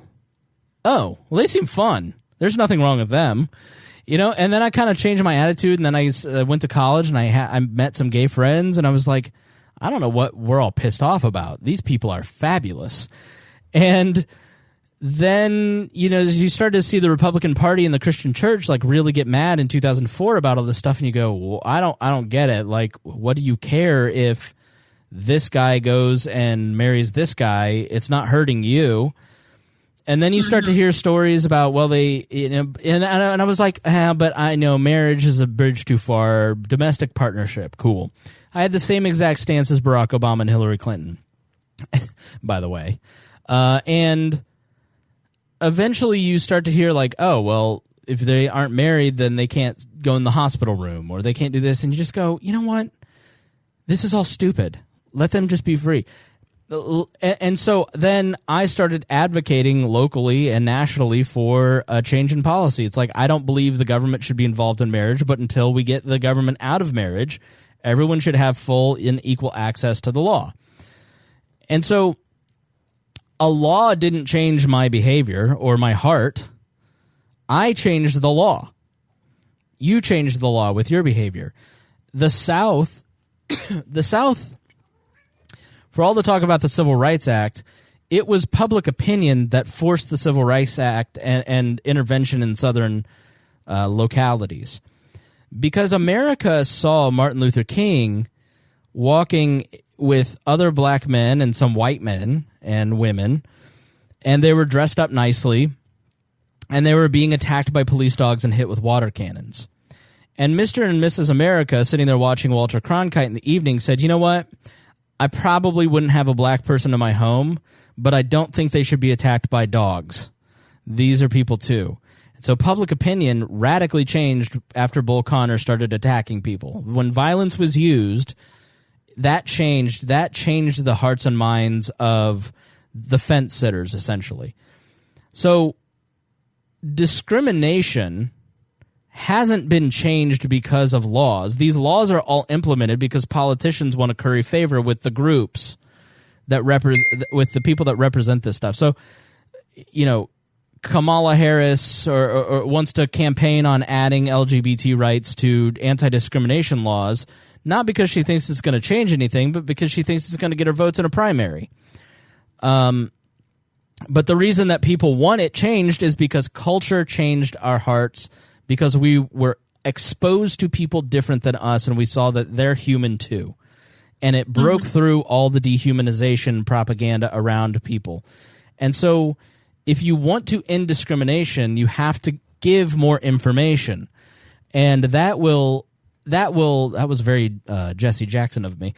But that's how you end it. You end it with culture. Politics is downstream from culture, as Andrew Breitbart used to say. And as Michael Malice says, politics and government are the fourth quarter.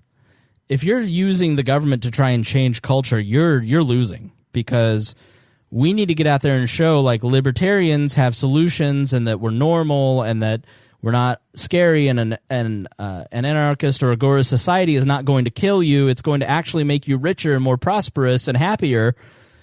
And then eventually people will just accept that our ideas are workable because they met nice libertarians who had some reasonable ideas. Mm-hmm. I'm just curious how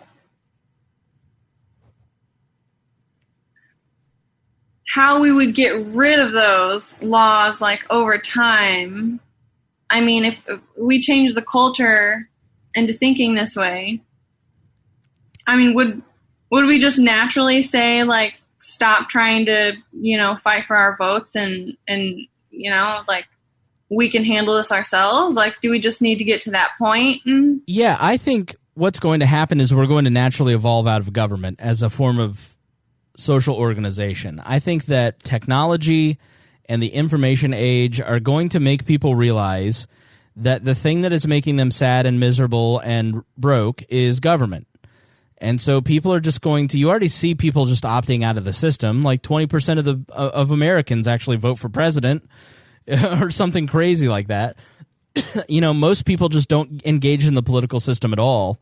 And I think eventually, over time, maybe not in our lifetime, but maybe towards the end of it, people are just going to make government irrelevant, and they're just going to ignore it, and it will just be a small part of our culture because people are getting so wealthy so fast because of innovation that it just becomes irrelevant. And so the laws may still be on the books, but it's not enforced because it's really just a toothless tiger.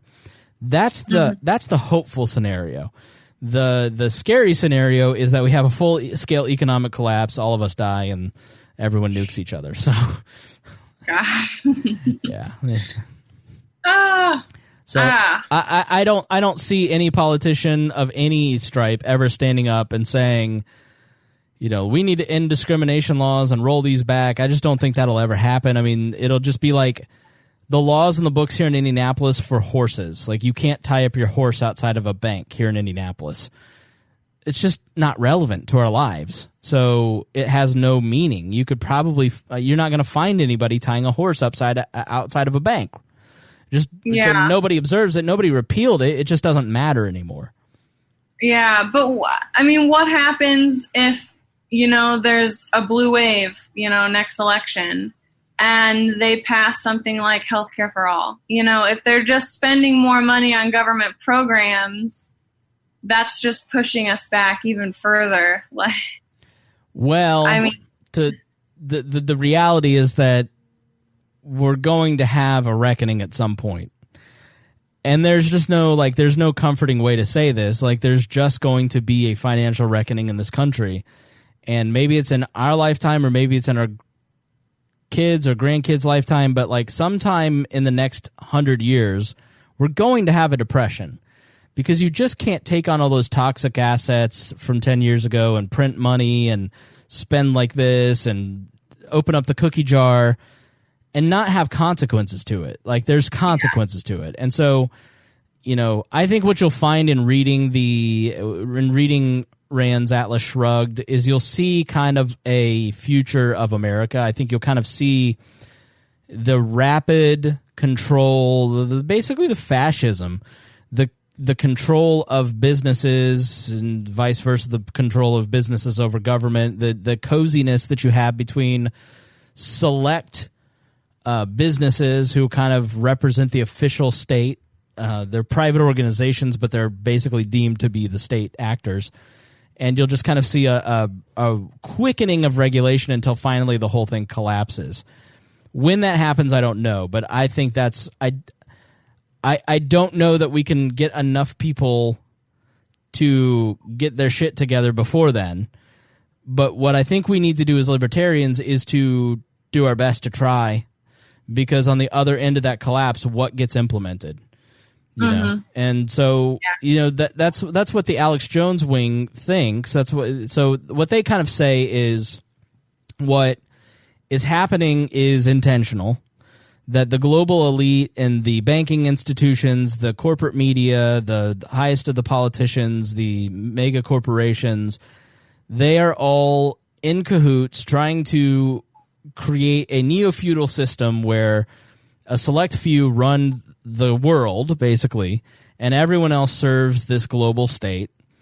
And then they intentionally pass policies that hurt or kill people to decrease the population and to speed up the collapse. And on the other side of the collapse, they will be in charge, and we will all be servants of a global state. And they keep each other in line through mutually assured destruction using child porn.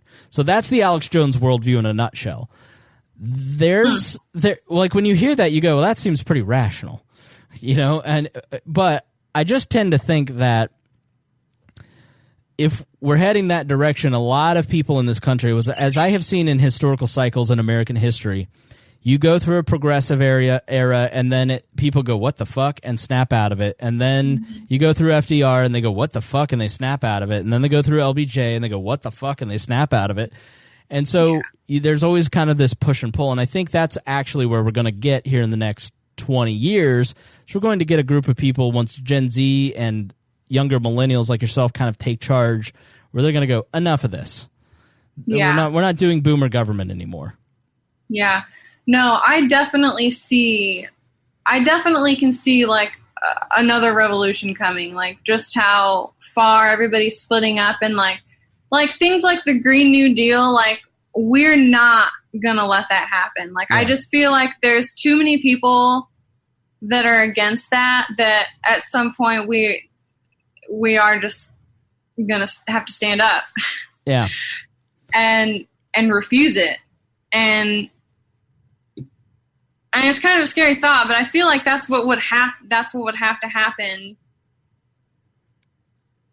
eventually, if we keep spending like we are now, and if we keep adding to the programs like we are now, like I feel like something big is going to have to happen eventually, like bigger than just going to the polls. Yeah. It could happen.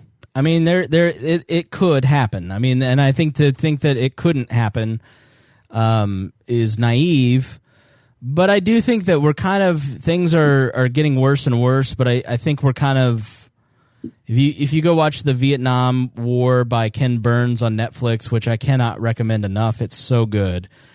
You see a society that's completely fractured around the Vietnam War, and we've never really kind of healed from those wounds.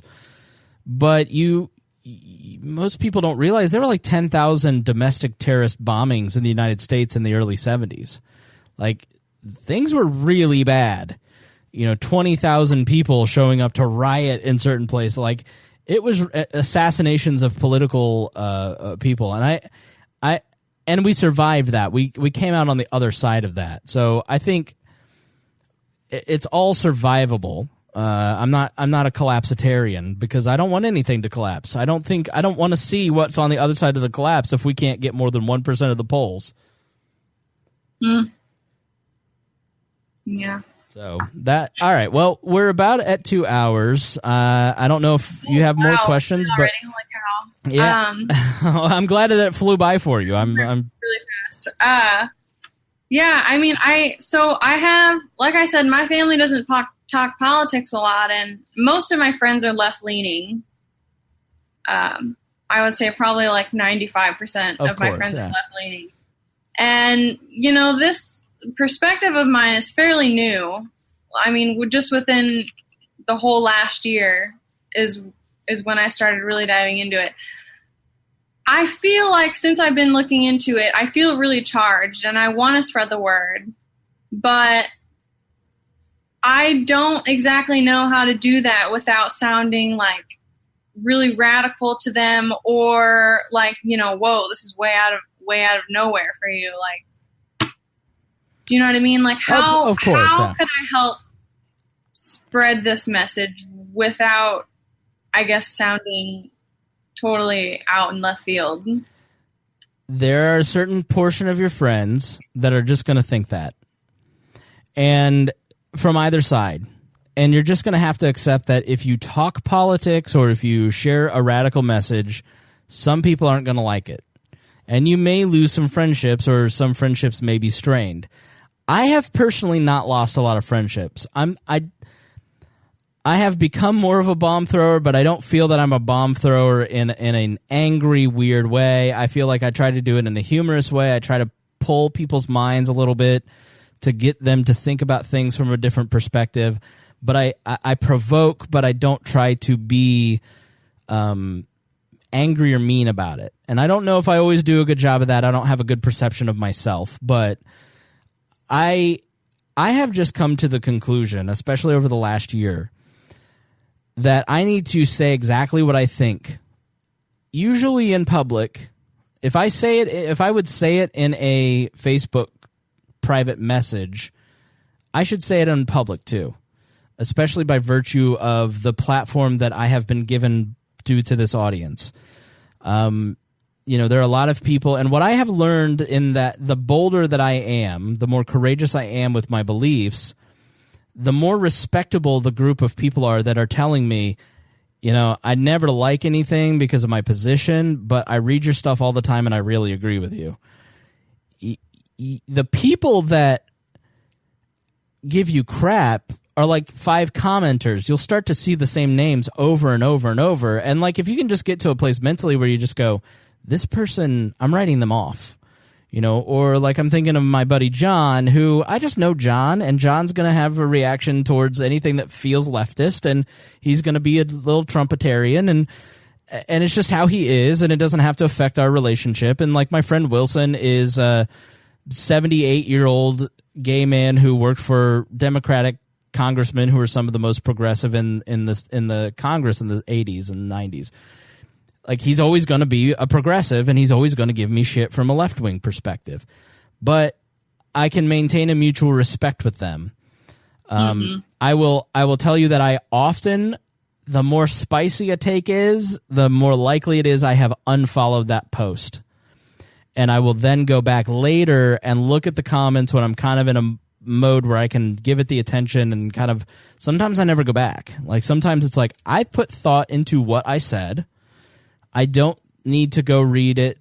I don't need to go read comments by people who have picked it apart in seconds as opposed to the hour that I put into writing this. You know, if I put in an hour and you put in 2 seconds, my opinion isn't going to be shaped a lot by a knee-jerk reaction. You know, you probably didn't do the research that I did. You know, like the research that goes into these shows, and this has been all off the cuff. I didn't do any research for this. I knew it's kind of what we talk about ahead of time, but like the immigration episodes, there's a lot of research that goes into those. And so if you have just a knee-jerk reaction to that, I go, well, where's your research? Because you're just parroting talking points. So I think it comes down mainly to knowing what you believe and trying to get a better sense of what you believe.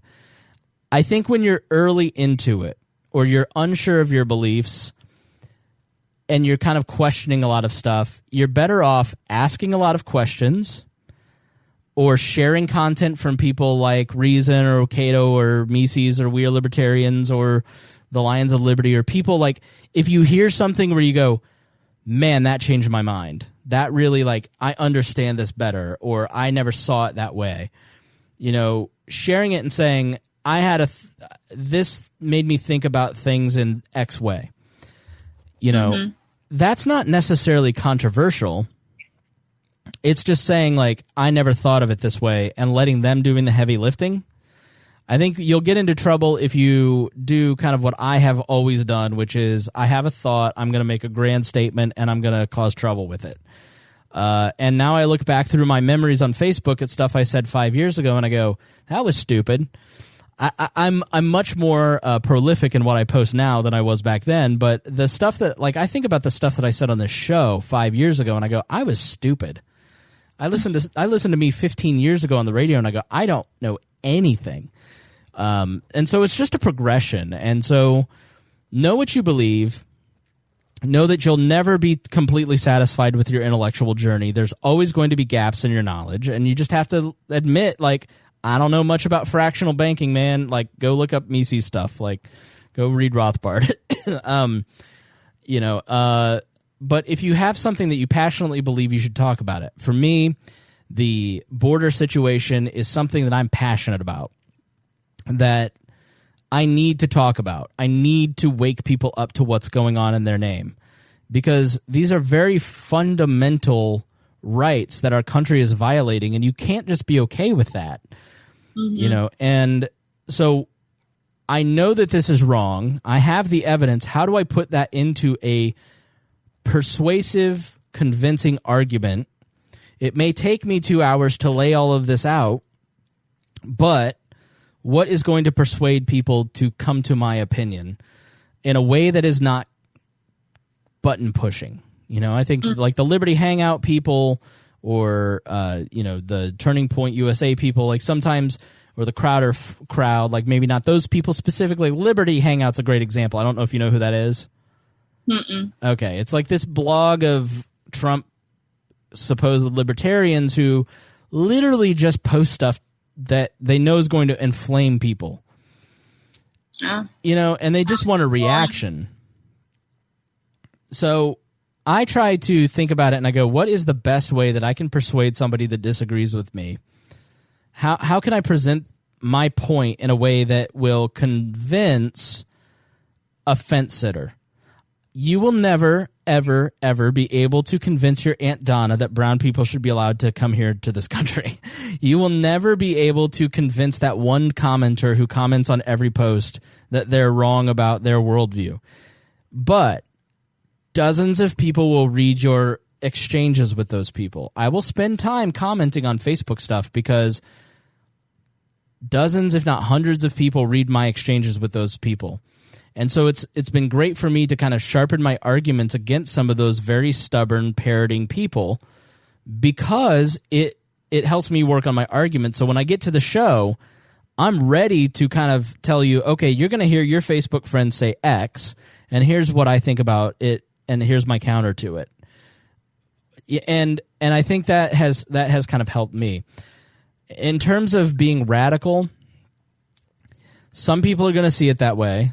Some people are not going to like that you're posting about politics, period, and they're going to unfollow you. You just have to... There's a saying in weightlifting, everybody that pushes will get hurt. And so if you push, you're going to get hurt, and you don't know how or when or why or who, and it's not going to be that hurtful. It's going to suck that day, and it's going to kind of ruin your day that, like, this person said something mean to you. But over the grand, like, if you look at kind of my life in doing this, I think I've affected a lot more people positively than I have pissed off people online, you know, and it's because I just try to be fair to people. If somebody is intentionally rude to me and mean to me, for the entertainment of my audience, I will treat them like a Christian in a Coliseum. But by and large, I just try not to be like, I don't take the bait. So I don't know how much of that helps you. I'm kind of rambling at this point, but to summarize, speak boldly because you have to. You don't have a choice. If you believe something passionately and you think people need to hear your message or our message, you need to talk about it because that amplification will make a difference. The children are now getting their bottles washed because one person went to the media and said, I'm a lawyer, I've been inside, I need you to write an article about this is terrible. And then hundreds of thousands of people shared that material, and it put pressure on the politicians to act. And so if you watch the Vietnam War and realize how egregious policymaking is in war and how many of these politicians got 59,000 American men and millions of Vietnamese and Laotians and Cambodians killed because they wanted to get reelected, what kind of deranged behavior? John F. Kennedy literally says at one point, I know that we're never going to win this war and we probably shouldn't be in it, but I can't get out of it because I've got to look like I'm fighting the communists and I need to win re-election. He says that in 1962. It's a decade before we get out and millions are killed. That is psychotic, deranged behavior. Yeah. And just because he sits in the Oval Office, it doesn't change the fact that that is a psychotic notion that you're going to kill people so you can get reelected. Now, that may be seen as a radical statement, but when you hear it, you go, yeah, right on. But there's going to be people who believe in the religion of militarism that go, you just don't respect our troops and blah, blah, blah. It's like, just don't even waste your time with that person. Say what you believe, because the people that go, yes, I agree, are far more than the people that are going to give you shit. Yeah, that makes sense. Yeah. So just, start out light. Like, I really agree with this article, or can you believe this is happening? And then, once you get a little more comfortable, then really crank it up and start sharing, one thing I try never to do is I never try to go after classes of people, maybe cops a little bit, but,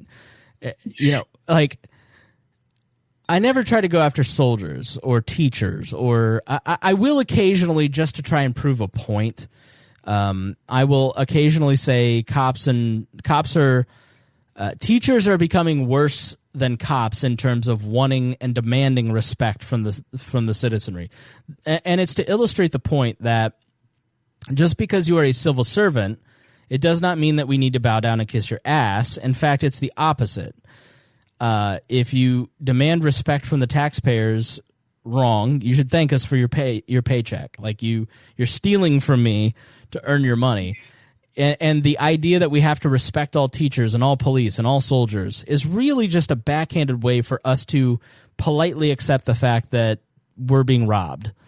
And so I will occasionally go after certain classes to make a particular point to protect taxpayers and to get to people to think a little bit more about certain things. But like when you're talking about anti-war issues, the dumbest thing you can do is go after soldiers.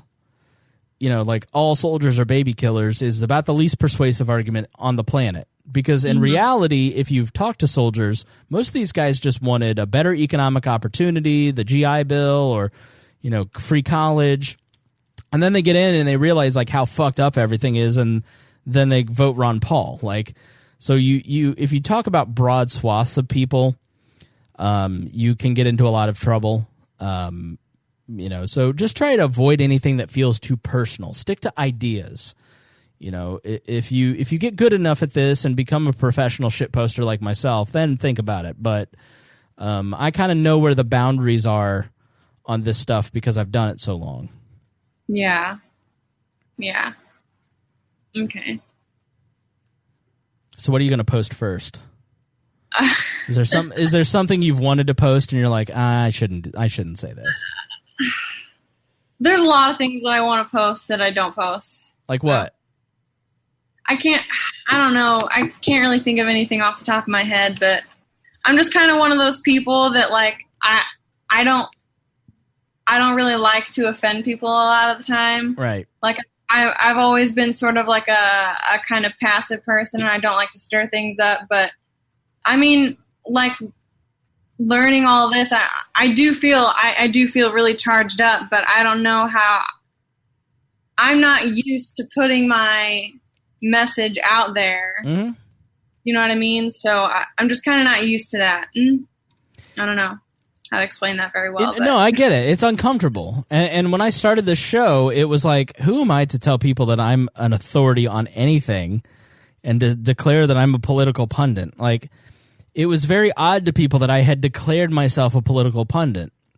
And I just pretended that I was until, lo and behold, I've deluded people like your sweetheart into believing that I know what I'm talking about. You know, like, you just do it, and over time, it just, like, people accept it, I guess. And so it's like, what's the most radical thing? I say it out loud here in a safe audience. We're 2 hours and 12 minutes in. So, like, only the most hardcore people are listening. They're not going to judge you. But I think it'd be good if you say it out loud in a public forum. What's, like, the most radical thing you believe that you want to say but you're too afraid to say? Probably that I think we should get rid of all welfare. Okay. Like, oh my God, I cancel this podcast. I'm just kidding. I know that's probably not radical to you, but like a lot of people that I know support that. Mm-hmm. A lot of people I know. Why? Why do they support getting rid of welfare, or they support welfare? Well, it's more of just the fact of like taking care of the poor. Like they feel like we have the responsibility to do that. And I don't. Okay. And I just feel like a lot of people would argue that against me. Yes. Like on July 4th, for instance, when I said something to the effect of July 4th is about supporting our natural rights and not about supporting the cult of militarism. You know, because I basically think that our American iconography has been hijacked to mean bombing people. So the flag now means killing foreigners as opposed to supporting natural rights. That's a very offensive thing to say on Facebook. But a lot of people messaged me and said, you know, I never thought of it that way. Abolishing welfare, I would not say like get on there and post abolish all welfare now, I would say, okay, so let me ask you, like, what are some ways to kind of persuade someone of that mindset that just believes, for instance, I'm a person who just believes that we should help the poor and we live in the richest country in the world, and so therefore we need welfare. What are some ways that you think you might persuade me to think otherwise? What do you think would persuade my mindset? What facts or figures or arguments have you seen that have persuaded you, for instance? Well, I've kind of just really always felt that way. Mm-hmm. I just see it as like there's people on the lines of poverty that are paying taxes towards that. Why, who's helping them? Mm-hmm. Why are we all being forced to contribute to something like that? And something that a lot of people take advantage of anyway. Right. And something that that lessens the value in their own life to begin with, because it takes away their incentive to reach for higher goals. And a lot of people who would argue against that, their perspective is well, where are they going to start? If they grew up poor, how are they going to start? How are they going to become successful if they don't have anything to start from? Right. You know. Okay, so they feel like they are operating off of a story, a myth, right? So like it's not totally a myth that welfare helps people, but they're operating under a cliche, basically. There's a great book by Jonah Goldberg called The Tyranny of Cliches, and it takes every one of these cliches from the left and kind of demolishes them with facts and figures. And that, in my mind, is a great way to handle this. The best way, libertarians often like to argue the immorality of government programs. Well, morality doesn't really count for much in 2019, does it? But the utilitarian argument, the usefulness, what's the results argument, really does persuade a lot of people. So where I would start is say, okay, I'm against welfare.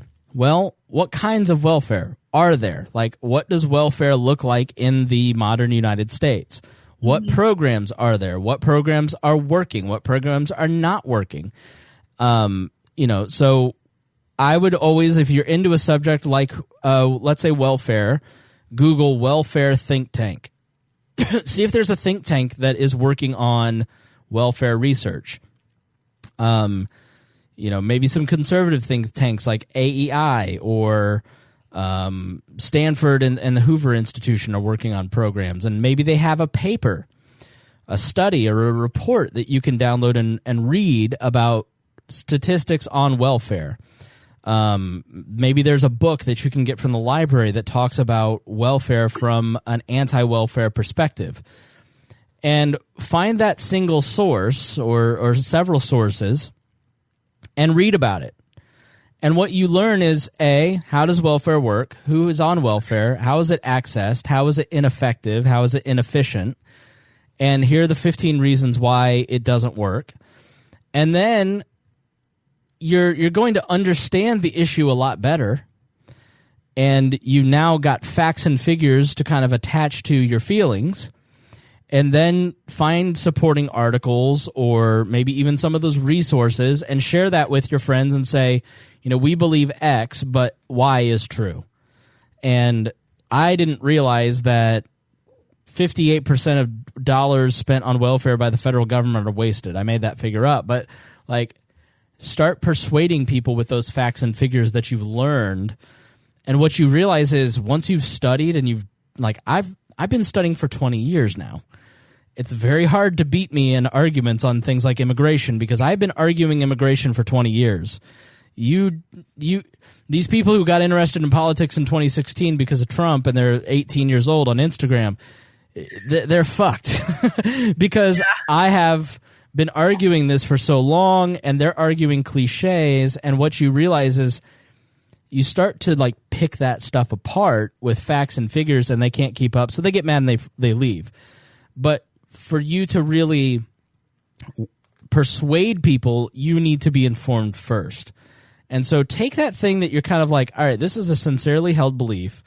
I need to understand the issue, research a little bit, and then start talking about it once you feel a little confident in what you're saying. Like, I think if you got on Facebook tonight and posted abolish all welfare, you'd feel very uncomfortable with that because you wouldn't have any defense. But you're going to feel, I can tell you with certainty, you're going to feel totally different when you feel you can defend yourself intellectually. You will that feeling of anxiety will go away because you're going to know what you believe. Like, you know, I will frequently do this in the case of like welfare, for instance. I will go find left-leaning think tanks and people that I know I'm going to disagree with. I'll read Vox all the time. Like, if I'm researching a subject, I will always go read Think Progress, Vox, listen to Democracy Now! I will always, you know, or Ben Shapiro when it comes to militaristic stuff. I always want to know what the other side's arguments are because I may be wrong. And what you have to kind of learn is that the argument always kind of falls somewhere in the middle when it comes to facts and figures. So that's how I would approach it if I were you. Yeah. Yeah. And I'm talking about 5 hours of work there, maybe. Maybe 2 to 3 hours of reading. Maybe an hour total, like, to understand welfare for the rest of your life. Mm-hmm. There are really anti-welfare books, huh? Oh, yeah. Ken Eberstadt wrote a book. Maybe it's Nate Eberstadt. I know it's Eberstadt. Maybe it's Eberstadt. And he wrote a book basically about, it's a really small book too, about how basically the welfare state is killing us. I'll remind me and I'll find the book and I'll tell you what the name of it is. But yeah, like that's 100-page book that you read that one book, man, they're not going to be able to touch it, and you'll probably be able to persuade like 20 people. You won't be able to persuade the comments, but you'll be able to persuade the readers. Okay. Yeah, I'm going to look into that.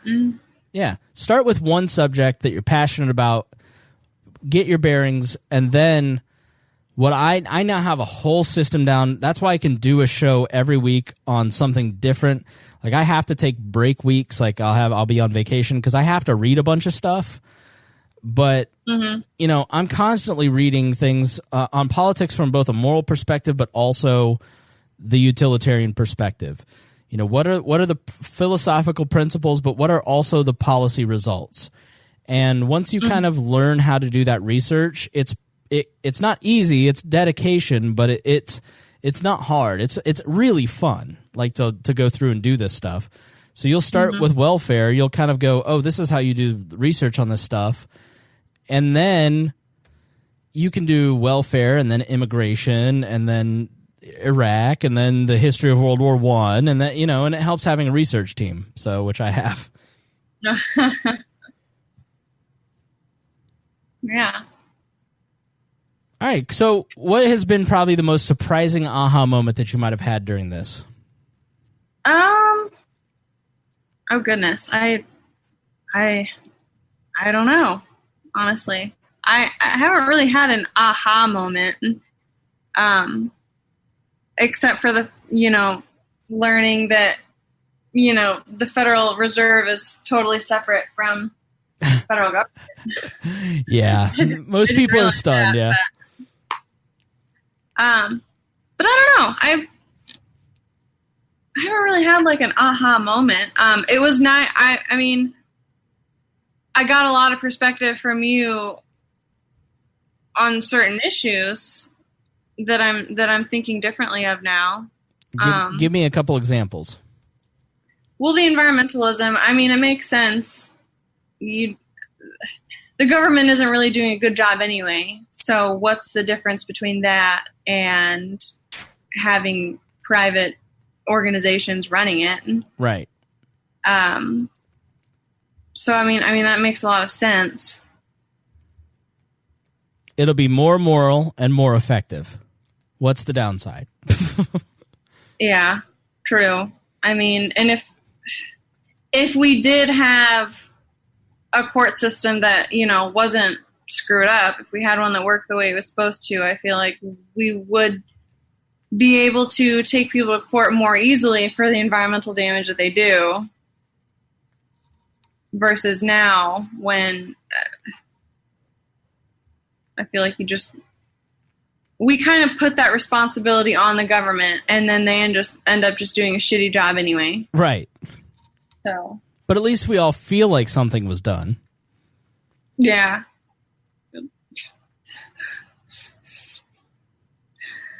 Oh man.